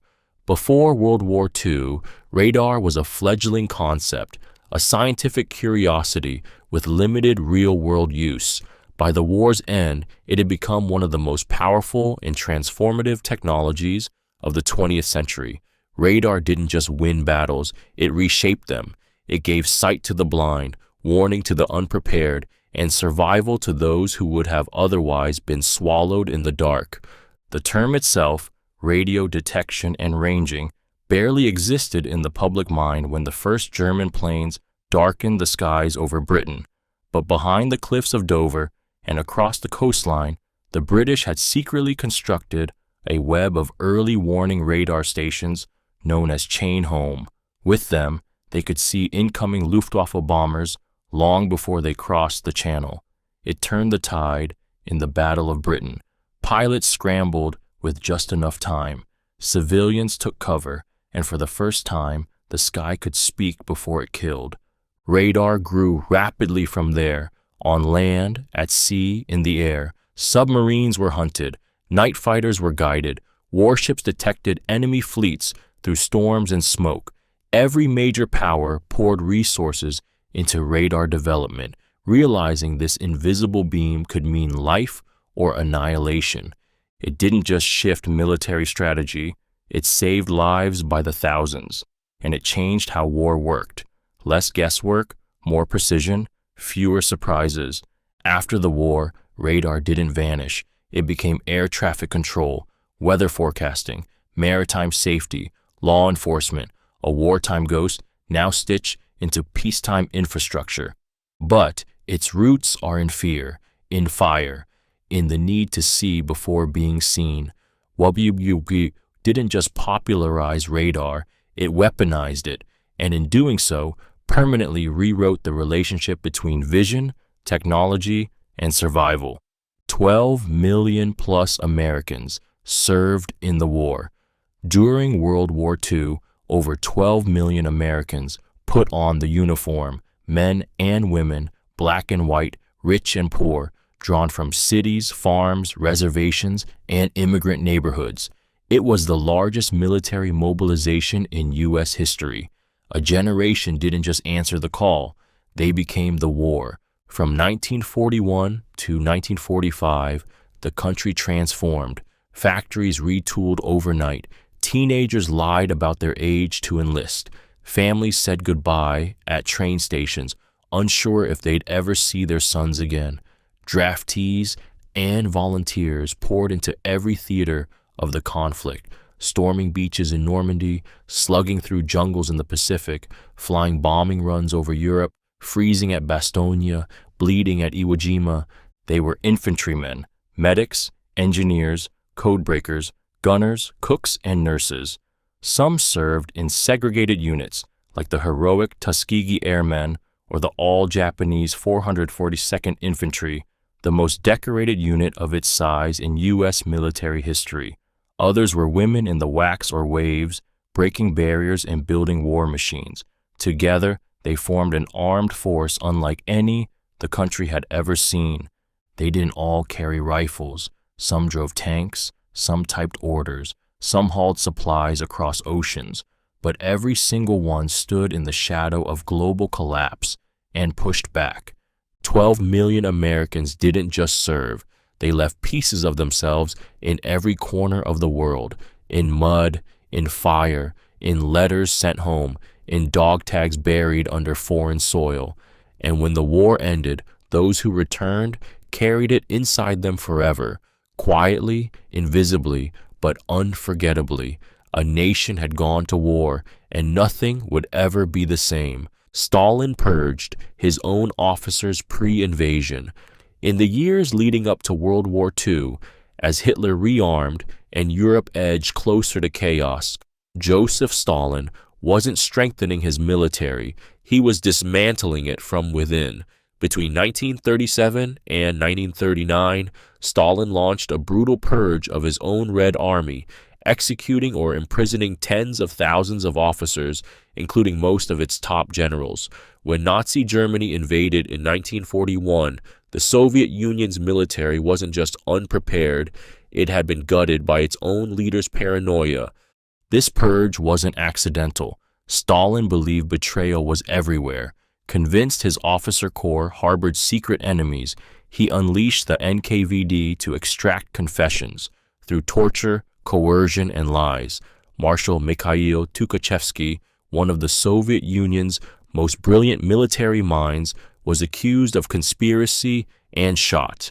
Alongside him, thousands more disappeared into gulags or mass graves. By the time the Great Purge ended, over 35,000 military officials had been executed, imprisoned, or dismissed. So when Hitler launched Operation Barbarossa in June 1941, the Red Army was leaderless, disorganized, and terrified of making independent decisions. Commanders hesitated to act without orders, fearing they'd be labeled traitors. Front lines crumbled, entire divisions were encircled. Over 3 million Soviet soldiers were captured in the first months alone. The invasion didn't catch Stalin by surprise because of faulty intelligence. It caught him paralyzed by the consequences of his own terror. His purges, meant to protect his grip on power, had left his country vulnerable to collapse. In trying to destroy imaginary enemies, Stalin had nearly destroyed his ability to face the real one, and millions paid the price. Bataan Death March killed thousands. In April 1942, after the fall of the Bataan Peninsula in the Philippines, over 70,000 American and Filipino soldiers were forced to march more than 60 miles through scorching heat, jungle roads, and unimaginable cruelty. Thousands never made it. They were starved, beaten, bayoneted, and left to die on the side of the road. It was called the Bataan Death March, and it became one of the most brutal war crimes of World War II. These men had already endured hell. They had held out for months against Japanese forces with dwindling supplies, no reinforcements, and rampant disease. When surrender finally came, they expected to be treated as prisoners of war, but what awaited them was a parade of horror. The Japanese captors were merciless. Anyone who collapsed was executed on the spot. Some were shot, others were stabbed with bayonets or left to suffocate under the weight of fellow prisoners. Men were denied water as they marched under the unforgiving sun. Those who begged for mercy were mocked, laughed at, or worse, killed for sport. Trucks sometimes ran over the fallen. Guards used rifle butts to shatter bones. Over 10,000 prisoners died during the march. Some estimates place the number even higher. For those who survived, what came next, filthy prison camps, years of starvation and disease, was nearly as devastating. But it was the march that haunted them most. Step after step through heat, filth, and death, knowing that stopping meant execution and moving forward meant more agony. The Bataan Death March was not just a military tragedy, it was a human one, a deliberate act of cruelty that turned surrender into slaughter, and its memory still cries out from the dust-covered roads of Luzon, where so many fell, unarmed, broken, and forgotten too long. D-Day, delayed by bad weather, the greatest invasion in human history, 150,000 troops, 7,000 ships, 11,000 aircraft, almost didn't happen on June 6, 1944. The fate of Europe hinged not just on generals and battle plans, but on something far more unpredictable, the weather. And for a tense, breathless 48 hours, thick clouds and crashing waves threatened to undo everything. The original date for Operation Overlord was June 5th. Troops had already boarded their landing craft. Paratroopers were geared up.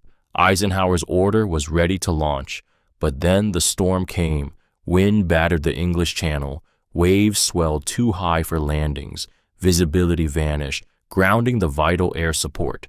If the Allies charged ahead, the invasion could end in disaster. They needed a miracle, one that came in the form of a Scottish meteorologist named James Stagg.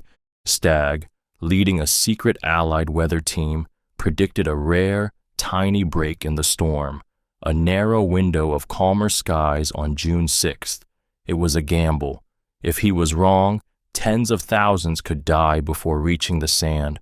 If they waited too long, they'd lose the element of surprise and might not get another chance for weeks. Eisenhower paced silent, under pressure no man should bear. Then, at 4:15 a.m. on June 5th, he gave the order, "Okay, let's go."